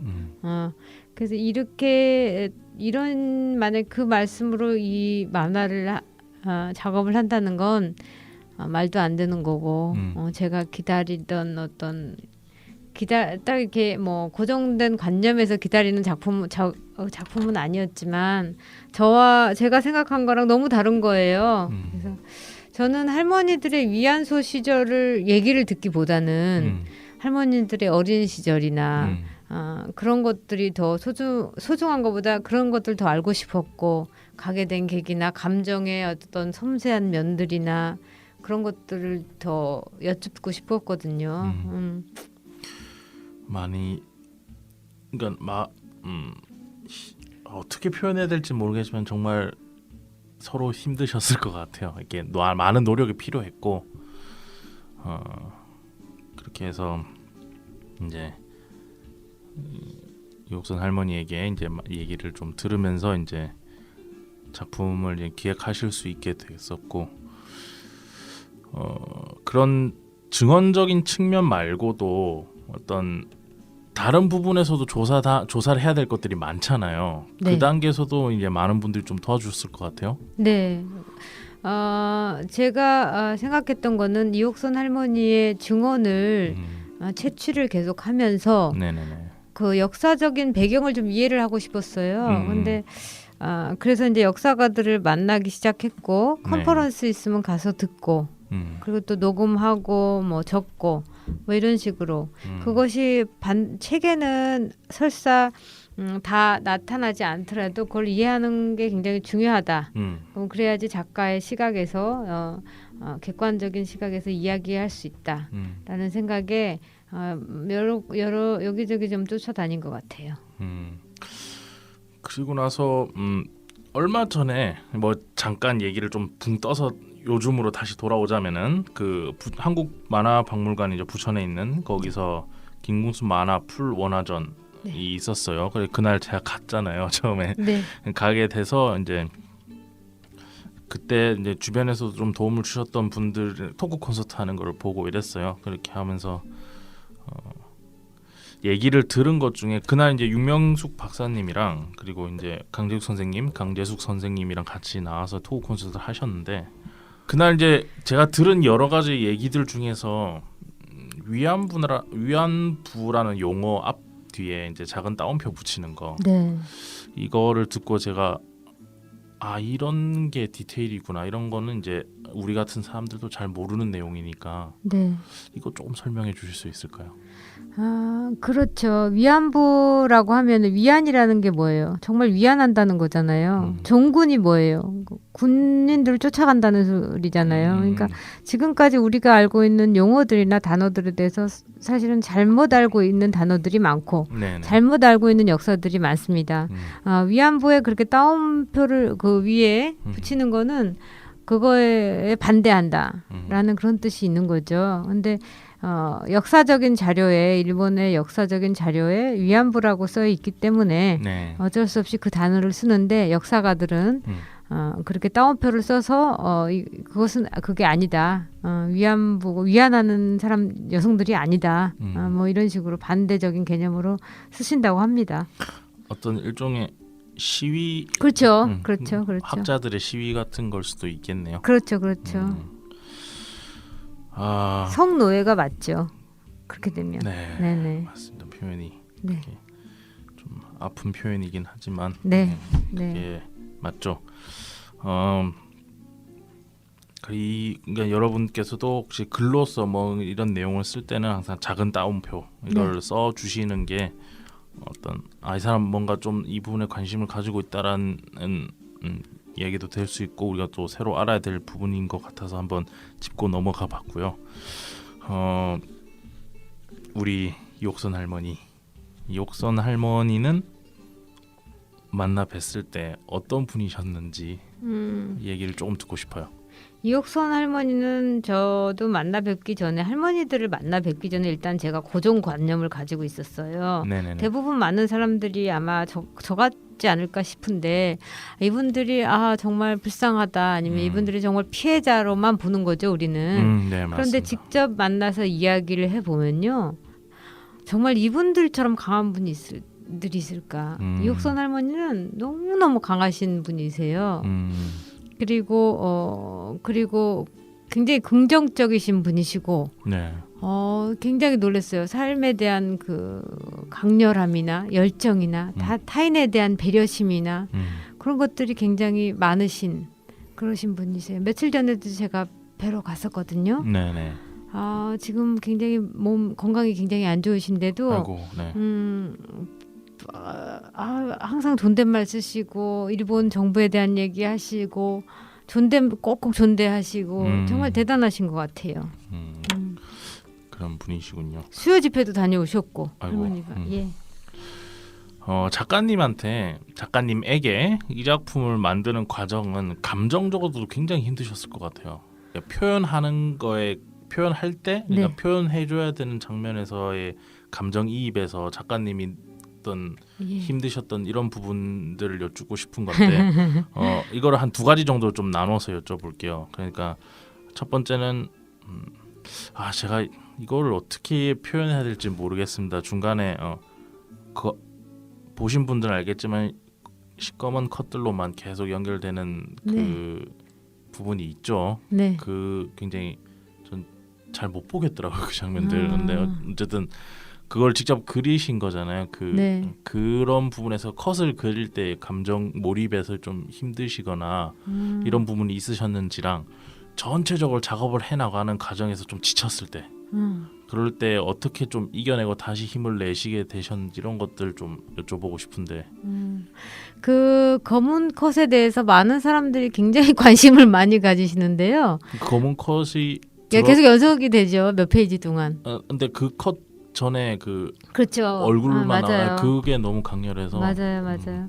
그건 뭐냐면 할머니께서 처음 성폭력을 당하신 이야기를 하시는데 그것을 제가 직접 그린 것이 이제 제가 그리긴 했지만 그걸 직접 표현한 것이 아니라 어떤 군화들이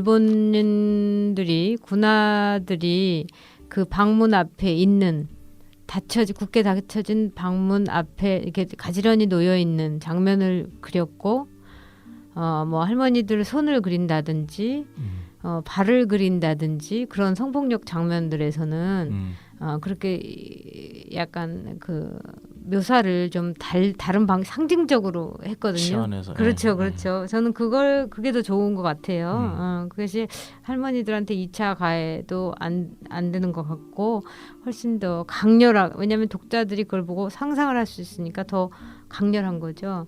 근데 저는 그 독자들이 이 책을 읽으면서 소리를 들을 수 있기를 바랬어요. 그러니까 그 다음에 이제 검은 장면들이 나오는데 다친 할머니들의 영혼의 숨소리를 듣게 하고 싶었던 거예요. 그 검은 컷들의 연속 숨소리 우리가 그런 거 있잖아요. 그런 것들을 듣게 하고 싶은 어떤 그런 마음이 있었어요. 되게 힘들었던 거는 겨울이었던 것 같아요. 특히 2016년 겨울에. 겨울이 굉장히 길어요. 한국도 파리도 그렇지만 한국도 굉장히 길었는데 2016년에 그 장면들을 계속 그릴 때였어요. 근데 겨울이 계속 너무 춥고 너무 긴 거예요. 하루 종일 아무도 안 만나고 창문도 닫고 갇힌 공간에서 이 작업을 하려니까 저거가 미쳐버릴 것 같은 거예요. 하루 종일 이제 작업을 하고 너무 이제 피곤하니까 뭐 침대에 누워서 5분 쉬었다가 다시 작업대로 와서 또 작업을 하고 막 이러고 있는데 누우면 이제 5분 쉬려고 가서 눕잖아요. 힘들어서. 그러면 지하에서 뭔가가 저를 막 잡아당기는 것 같은 거예요. 막 악몽에 시달렸어요. 한참을. 그래서 굉장히 제가 밝은 기운이 있거든요. 웃는 거 좋아하고 노는 거 좋아하고 막 햇빛 좋아하고 이러는데 그런 어둠들이 계속 저랑 같이 동반했던 것 같아요. 그렇지만 제가 이 작업을 끝낼 수 있었던 건 내가 끝내야 한다 하는 책임감이었던 것 같아요. 그것에 대해서도 뒤에 작품 뒤에다가 글로 써주신 게 있어요. 맞아요. 읽어봤는데 잠깐 소개를 드리자면 느닷없이 간단히 얘기 드릴게요. 글을 다 읽어드릴 수는 없으니까 시동이 차를 운전하고 가시다가 시동이 갑자기 꺼져서 이제 막 당황스럽게 해서 그곳에서 어떻게 한 15분 정도 이렇게 당황하시면서 이렇게 뭐 전화도 하고 이러면서 당황하셨던 그 장면을 묘사하시면서 내가 이렇게 죽는구나 싶으면서도 지금 못 죽는다는 생각을 했다. 만일 진짜 신이 있어서 날 털끝 하나 다치게라도 한다면 난 가만히 있지 않겠다고 생각했다. 라면서 이 무슨 옥이면 배짱인가. 우습다 못해 코가 막히고 기가 막힌다. 내까짓 게 뭐라고. 하지만 만화 풀 작업을 완성해야 하기에 죽을 수가 없다고 생각했다. 그것밖엔 아무것도 떠오르지 않았다. 라는 글이 있어요. 맞아요. 굉장히 깊이 있게 집중을 하시면서 작업을 하신 것 같아요. 오랜 시간 동안. 맞아요. 네. 그 할머니들을 제가 그 이옥선 할머니의 그가 내가 힘들었다, 내가 아팠다, 막 그런 말씀을 직접적으로 하시진 않으셨던 것 같아요. 제 기억에는. 그런데 할머니께서 항상 발을 보시면서 이렇게 손을 보시면서 이야기를 하시는데 마음이 되게 안타까웠던 게 할머니가 언니예요. 그 동생들을 이렇게 봐주면서 공부를 너무너무 하고 싶은데 못해서 결국 수양딸로 가는 것도 학교를 보내준다고 하니까 가거든요. 근데 동생들이 너무너무 보고 싶었을 거예요. 그리고 멀리서 엄마가 아빠가 얼마나 보고 싶었겠어요. 돌아오지 못하는 거죠. 그 마음이 연상이 되니까 그것들이 제가 느껴지니까 저는 외국 생활을 오래 해봤기 때문에 또 알잖아요. 네. 좀 그런 것들이 있으니까 그래서 되게 할머니들 생각하면 마음이 무겁고 아프고 그랬던 것 같아요. 정말 고생 많으셨습니다. 고맙습니다. 저야 뭐 이거는 작가님이 작업 활동에 대한 얘기예요. 물론 이게 그분들이 또 힘드신 이야기도 앞에 당연히 우리가 공감해야 될 부분이고 얘기해야 될 부분이지만 작가님도 작가님으로서 작품을 창작해 나가는 과정이 굉장히 힘드셨다라고 이해를 하면 될 것 같네요. 그래도 네. 이런 건 있어요. 아무리 힘들고 아픈 이야기라도 작가가 신바람이 나서 그래야 돼요. 그건 무슨 얘기냐면 내가 물론 힘들고 아픈 이야기지만 내가 그림을 그리는 동안은 또 다른 흥이 있어요. 그 흥이 없다면 이 작업을 끝낼 수는 또 없었을 것 같아요. 그러니까 저의 모든 에너지와 그런 것들을 붓으로 던지면서 네. 먹으로 던지면서 느끼는 어떤 그런 신바람 그런 거가 있기 때문에 또 이 작업을 계속 할 수 있었던 약간 아이러니하기도 아이러니하죠. 근데 그걸 또 독자가 느끼거든요. 맞습니다. 이게 너무 힘들기만 하면 본인도 창작하는 사람도 힘들고 독자들도 못 읽어요. 맞습니다. 그런 어떤 다른 아이러니한 어떤 기운들이 있어줘야지 갈 수 있는 것 같아요.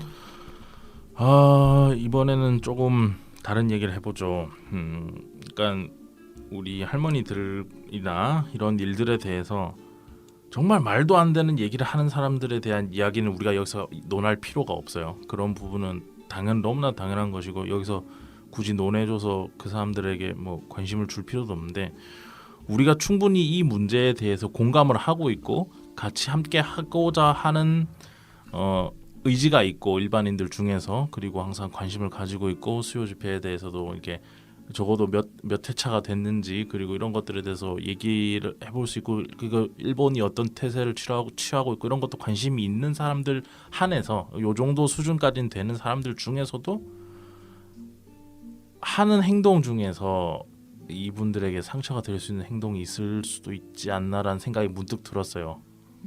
말이나 행동이나 이런 거 충분히 공감을 하면서 행동을 하는데도 뭐 아까 얘기했듯이 뭐 너무 우리 눈에는 불쌍한 분들이고 이렇게만 보는지 않나라는 부분도 있을 수 있을 것 같고 오늘 참 말이 여러모로 조심스럽습니다만 그러니까 우리들에서도 이렇게 뭔가 알면서 행동하는데도 그분들에게 혹시 무례하다든지 이럴 수 있는 상처가 될 수 있는 행동이라든지 이런 것들이 혹시나 좀 있을까요? 일본군 위안부는 굉장한 한국 사회의 이슈이기 때문에 많은 한국인들이 최소한 뭐 한 번 정도는 수요 집회에도 가보고 아니면 소녀상이 지금 많이 설치가 돼 있잖아요. 각 곳에. 그 소녀상에 가서 뭐 이렇게 보기도 하고 뭐 신발도 신겨주고 목도리도 해주고 막 이런 경우가 있는데 저는 할머니들이 증언을 계속 많은 사람들 앞에서 물론 하는 건 중요하지만 너무 그렇게 하시는 것도 사실은 마음이 굉장히 무거워요. 개인적으로는 무겁고 인간적인 측면에서 그리고 한국 사회가 어떤 그런 피해자가 이야기를 했을 때 피해자의 목소리에 귀 기울여주고 같이 함께 해주고 그런 것들이 필요하다. 한국 그 전반적으로 시민들이 한 일부가 아니라 그런 것들이 필요하다는 생각을 하고요. 이것이 다른 측면에 또 하나의 이야기를 하자면 일본 물론 국가 범죄이긴 하고 일본에게 당연히 제일 처음에 죄를 물어야 하고 배상 요구해야 되고 사과 요구해야 되지만 사과를 받아야 하지만 우리나라에서도 분명히 콜라보가 있었고 그들의 도움으로 이 할머니들이 결국은 속아서 가신 것이고 하기 때문에 그 콜라보들에 대한 친일파들에 대한 그 정리가 되어야 될 문제예요. 그러니까 무조건 일본 탓이라고만 하는 것도 사실은 어떤 우리 안에서의 책임 회피일 수도 있다. 그러니까 그런 것도 충분히 좀 남의 탓이라고만 하지 말고 물론 그들이 제일 먼저 잘못했고 국가 범죄이긴 하지만 우리 안에서 해결해야 되는 그런 문제들도 충분히 인식을 하고 고민을 하고 문제 해결을 해야 되는 게 중요하지 않은가. 마지막에 그 얘기는 굉장히 좀 중요한 얘기인 것 같아요. 알겠습니다. 이 이야기는 또 너무 깊이 들어가면 네. 너무 길게 얘기해야 되니까 네. 그래도 뭐 저도 방금 해주신 얘기를 들으면서 그런 생각이 좀 드네요. 네. 그런 부분을 좀 더 고민을 하면서 앞으로 행동을 하면 좋을 것 같아요. 이 문제에 있어서는 주간 경향이랑 2017년 8월 23일에 이제 기사가 그때 나왔는데 거기를 좀 찾아보면은 앙골렘 얘기를 좀 하고 계세요. 네. 위안부는 여성의 이야기인데 남성의 시각으로 그린 그림 같아요 라는 소 제목과 함께 2014년 앙골렘 국제만화축제에서 한국인 작가들이 일본군 위안부를 주제로 그린 그림을 본 한 현지 연구자의 반응이었다. 만화가 김금숙 씨는 이 말을 듣고 가슴에 팍 꽂혔다고 말했다 하고 좀 띄우고 제가 발췌해놓은 걸 읽어드리겠습니다. 일부 관람객들은 한국 위안부가 일본에서 겁탈당하는 장면을 보고 불편해했습니다. 일부 남성들이 이 장면을 선정적으로 생각할 수도 있거든요. 관람객들의 뜻밖의 반응은 김 작가에게 작품 활동과 한국 사회가 위안부 문제에 접근하는 방식에 대해 돌아보는 계기가 됐다. 그리고 그 고민은 장편 만화 풀의 씨앗이 됐다. 모든 기사들이 제가 한 말 그대로 기사로 싫진 않아요. 그렇죠. 나옵니다. 네. 주간경향의 그 기자님 같은 경우도 제가 당시에 프랑스에서 풀을 마지막 작업 교정을 보기 위해서 이제 프랑스로 가 있을 때인데 전화 통화로 인터뷰를 했기 때문에 오해하신 부분이 몇 그 단락에 있어요. 그거를 일일이 다 제가 말씀을 드리진 않겠고 그 현지 역사가가 아니라 윤명숙 박사님께서 작품을 전체적으로 보시고 여성의 시각에서 한 작품이 없는 것 같다라고 말씀을 하셨어요. 제가 그 말씀을 듣고 물론 이제 다른 사람들도 다른 작가님들도 그거에 대해서 아무래도 생각을 하셨겠지만 저 같은 경우는 굉장히 제 가슴에 꽂혔던 이유가 한국을 떠난 이유가 어떤 여성으로서의 살기가 너무 힘들었기 때문에 떠났고 여러 가지 그런 문제들에 대해서 관심 있게 보고 제가 다른 생각을 가지고 있다고 생각한 제가 했던 작품에 대해서 굳이 그 선생님이 말한 것이 아니라 전반적으로 말씀을 하셨지만 제 가슴에 굉장히 남더라고요. 그래서 제 작품을 다시 한번 보게 됐어요. 비밀을 해놓고 나는 과연 어떤 시각으로 이야기했는가. 근데 그 여성의 시각에서 고민하면서 작업을 하지는 않았어요. 제가 봤을 때. 왜냐하면 겁탈 당하는 장면이 있었고 물론 그것이 선정적이거나 막 관능적으로 여성이 표현되진 않았지만 분명히 저는 겁탈 당하는 장면을 그렸고 그거는 제가 고민해봤을 때 이거는 약자의 시각이나 여성의 시각에서 그린 것이 아니구나. 고민이 별로 없었구나.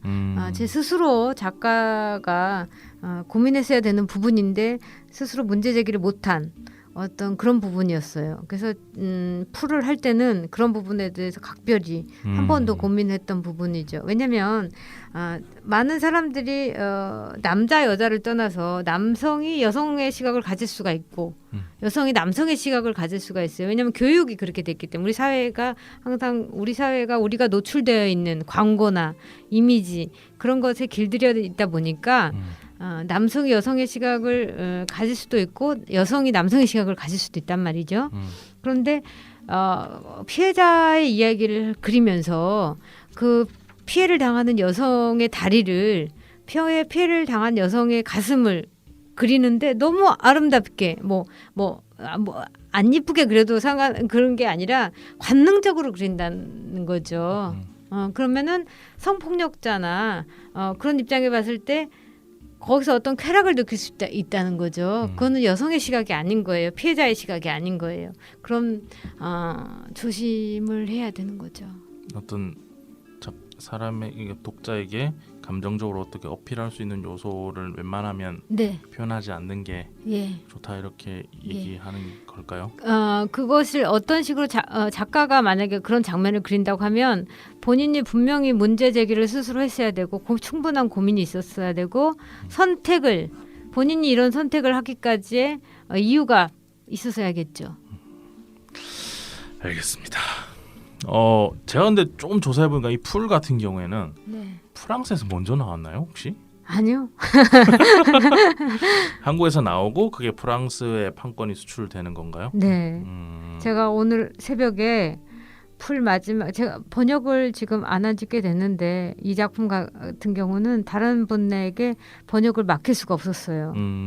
그래서 제가 직접 번역을 해서 아이고, 오늘 네. 새벽에 보냈습니다. 다 보내셨어요? 다 보냈어요. 고생하셨습니다. 고맙습니다. 새벽에 하시고 나오신 거군요. 새벽까지 네. 작업을 하시고. 네. 아유, 말씀하셨으면 시간을 좀 조정했을 텐데 몰랐네요. 어쨌든 프랑스에서도 이 작품을 이제 볼 수 있는 거군요. 곧 주간되고 관련해서 소식 전해주시면 저도 SNS 통해서 계속 홍보하도록 하겠습니다. 고맙습니다. 책 출판뿐만 아니라 이제 질문이 몇 가지 안 남았습니다. 책 출판뿐만 아니라 작품 전시회 이런 것도 좀 많이 하시는 것 같아요. 좋아해요. 전시하는 거를. 2017년 5월에는 프랑스 낭트에서 전시회도 하셨었다고 네. 돼 있고 그리고 올해 3월에는 부천만화 박물관에서 풀 원화전 전시가 있었습니다. 이게 아까도 비하인드로 쉬는 시간에 잠깐 말씀드렸던 건데 이제 21세기에는 다 디지털이잖아요. 뭐든지. 네. 그렇기 때문에 그 독자들이 작가를 디지털로 인식해요. 온오프 할 수 있는. 그래서 안 그런 이런 비하인드 스토리나 이런 것들이 독자들에게 축적되는 과정이 굉장히 중요하거든요. 김금숙이란 작가에 대한 비하인드가 그런 거에서 전시회는 굉장히 좋은 어필이 될 수 있고 좋은 내용인데 이런 전시회들을 자주 하시는 연락이 먼저 오는 건가요? 아니면 어떻게? 연락이 대체적으로 오지만 제가 작업을 할 때마다 저는 네네. 항상 전시나 어떤 퍼포먼스나 그런 거를 염두에 두고 하죠. 왜냐하면 저는 서양화에서 온 사람이고 그러니까 그림에서 초기에 왔던 사람이고 설치 미술, 컨셉 아트 이런 거를 했던 사람이기 때문에 뭐 퍼포먼스도 하고 뭐 이랬던 작품 활동을 했던 사람이거든요. 네네. 그러니까 그냥 칸 만화, 페이지 만화로만 멈추는데 제 에너지가 답답한 거예요. 그러니까 독자들과의 끊임없이 만남이 저는 필요하고, 그냥 그 페이지 만화로 봤을 때 작가의 호흡을 읽기는 어려워요. 그러니까 제 원화들은 항상 좀 크죠. 거기서 원화를 봤을 때 이 작가의 기운과 호흡과 에너지와 집중력들을 다 볼 수 있어요. 얼마나 좋아요. 저는 그래서 원화전을 보는 걸 너무너무 좋아하고 풀 같은 경우도 제가 취재하거나 뭐 사진 할머니와의 만남 사진이나 중국 답사 갔던 거 전부 다 기록으로 남겨놨거든요. 그래서 그런 것들을 할머니 육성이나 그래서 그런 것들을 독자들에게 같이 공유하고 싶은 거예요. 저만 간직하기에는 너무나 소중한 자료들이고 같이 느끼고 같이 공유하고 같이 호흡하고 그런 것을 어떻게든지 같이 하고 싶어서 전시를 하죠. 그렇군요. 앞으로도 그럼 작품 나올 때 전시를 또 계속 준비를 하시겠네요. 네. 최대한 할 수 있는 한. 네. 알겠습니다. 그것도 다 기대하고 있겠습니다. 기자님들이 작가님께서 하신 워딩을 그대로 싫지는 않는다고 말씀하셨지만 또 기사를 하나 인용해 보겠습니다. 아시아 경제에서 나왔습니다. 2018년 3월에 나온 기사인데 창작자에게는 풀어내지 않으면 평생 후회할 것 같은 절실함이 느껴지는 이야기가 있습니다. 저에게는 그것이 이 풀이란 작품 위안부 이야기였습니다라고 말씀하셨는데 이런 워딩을 하셨나요? 네, 그거는 맞습니다. 네. 자, 이게 엄청 거대한 아픔이잖아요. 거대한 아픔이고 우리 세대들에서도 여전히 해결해야 되는 어떤 숙제 과제이고 당연히 우리도 함께 관심을 가져야 되는 거지만 우리 세대 민족 전체가 근데 작가님 개인으로 봤을 때 이 작품이 어떤 이런 절실함에 대한 해갈이랄까요? 해소? 이런 것들을 가져다주는 작품이 됐나요? 풀이? 나름 됐다고 저는 생각을 합니다.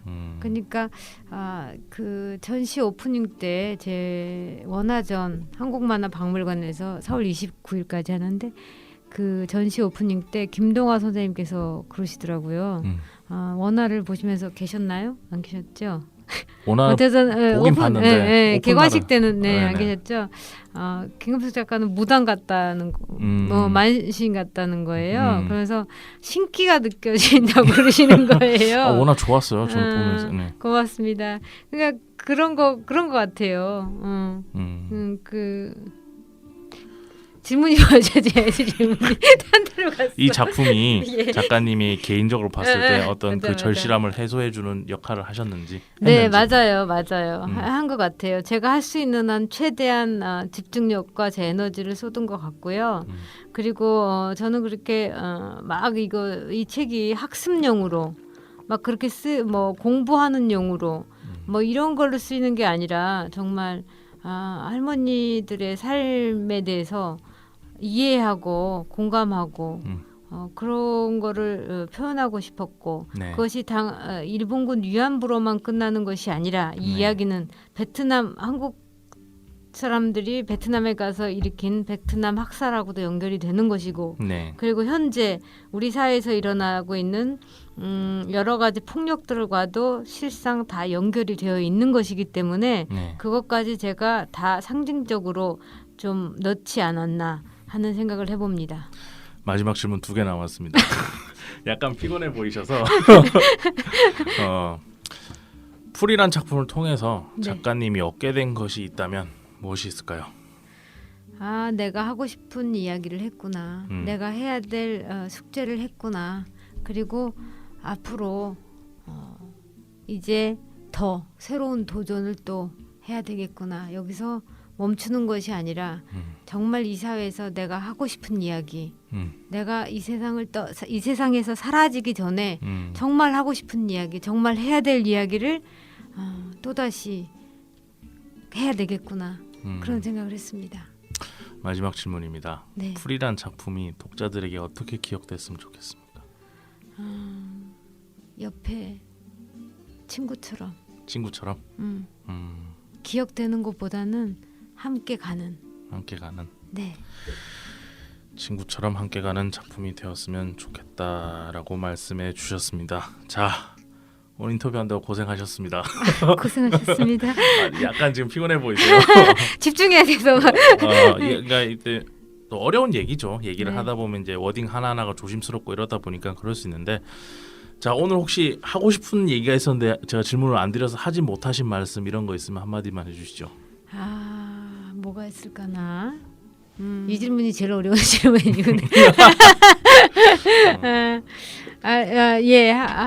할게요. 지금 대한민국에는 지금 만화에 대한 이야기니까 만화에 대한 이야기를 하면 어떨까 싶은데. 예, 좋습니다. 굉장히 많은 학생들이 만화가가 되고 싶어하고 웹툰 작가가 되고 싶어하고 이제 어린이 만화를 제가 꽃갱이를 좀 했으니까 가서 이제 어린이를 만나보면 웹툰 작가가 되고 싶다고 하고 이러거든요. 그리고 굉장히 많은 대학교에서 애니메이션 전공을 하고 그렇잖아요. 근데 그분들이 다 만화가가 되거나 그렇진 않잖아요. 네. 제가 이렇게 인생을 많이 살지는 않았지만 그리고 제가 가장 좋아하는 화가의 길을 가고 싶다고 생각했지. 그 길을 쭉 걸어왔지만 그래도 포기한 적이 있었고 그렇지만 여러분께 해주고 싶은 말은 본인이 가장 좋아하는 거를 하면 그리고 꾸준히 성실하게 하면 언젠가는 반드시 세상이 떠들썩하게 알아주지는 못하더라도 그것을 알아주는 사람들이 분명히 있다. 그러니까 계속 가라고 하고 싶어요. 자신의 길을 계속 가고 있으면 언젠간 사람들이 발견해 줄 것이다. 네. 좋은 말씀 감사합니다. 너무 당연한 얘기인가? 아니요. 많은 그렇지 않아요? 사람들에게 큰 힘이 됐을 겁니다. 자, 오늘은 어렵게 모신 분입니다. 김근숙 작가님 모시고 풀에 대한 얘기를 좀 해봤고요. 그리고 오늘이 이제 저희 만화클래식 마지막 인터뷰예요. 시즌 1 같은 경우는 나와주셔서 감사하고, 자, 좀 정리를 해보도록 하죠. 정리하고 끝내도록 하죠.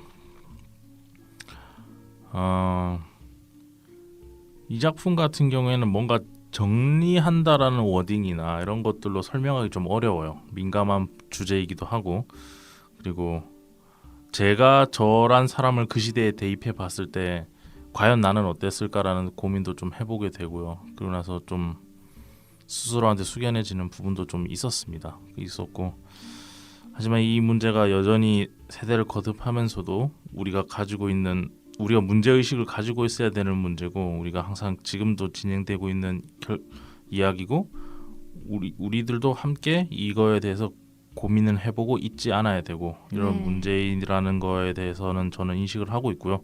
그런 과정 중에서 좀 다른 측면에서 작가님의 의도는 좀 더 다른 측면에 있었다고 하니까, 그런 부분에서도 좀 알 수 있는 한 사람의 인간으로서의 그 긴 삶에 대해서 우리가 너무 압축적으로 한 부분에 대해서만 이렇게 묻고 그런 부분에서만 얘기를 하는 게 아니고, 그 긴 인생이 있었다, 그리고 긴 생에 다른 부분들도 함께 요소들도 찾아볼 수 있는 작품으로서 저는 이 풀이라는 작품이 참 좋은 작품이라고 생각을 합니다. 고맙습니다. 보리 출판사에서 나왔고요. 최근 이게 양장본이고 굉장히 두꺼워요. 처음 봤을 때보다 굉장히 두꺼워서 굉장히 우리의 26,000원입니다. 책은 26,000원이고 충분히 값으로 매길 수 없을 만큼 좋은 작품이었다고 생각합니다. 그리고 시간이 한 5분 남아서 이 얘기도 좀 하죠. 제가 오늘 선물 드렸어요. 잠시만요. 너무 감사해요. 이거를 네네, 좋아요. 선물을 드렸다는 걸 소개드리고 싶은데 작품을 좀 소개드리고 싶어요. 선물 주셨다고 해도 돼요.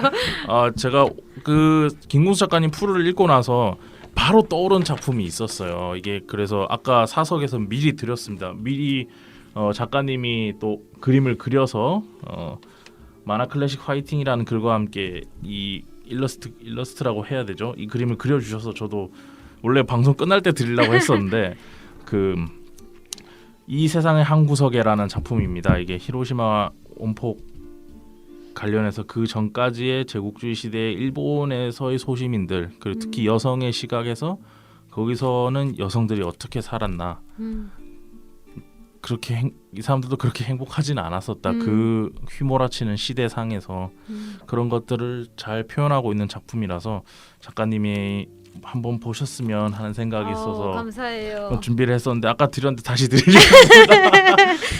너무 그 표지가 너무 이쁘고요. 네네. 원폭 피해자에 대해서 제가 관심이 많고 히로시마에 갔다 왔고 합천에도 우리나라에도 합천에 피해자들도 계시고 해서 네네. 그걸 바탕으로 또 그림책으로 할아버지와 보낸 하루라고 네네. 그걸 또 제가 작업을 했었거든요. 네네. 그래서 이 원폭 피해자에 대한 이야기는 정말 또 어마어마하죠. 세대를 거쳐서 피해자가 피해를 당하시기 때문에 네네네.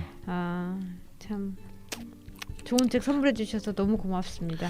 앞으로도 작가님 다운 작품들, 네, 메시지가 있는 작품들 앞으로도 많이 부탁드리겠습니다. 고맙습니다. 자, 2018년 4월 26일 목요일 녹음되고 있는 성인수의 만화 클래식 51편입니다. 보리 출판사에서 나온 작품 풀의 저자이시자 작가이신 김금숙 작가님 모시고 인터뷰 진행했습니다. 저는 다음 주에 시즌 1 마지막 편을 들고 찾아뵙도록 하겠습니다. 여기까지 들어주셔서 감사합니다. 고맙습니다.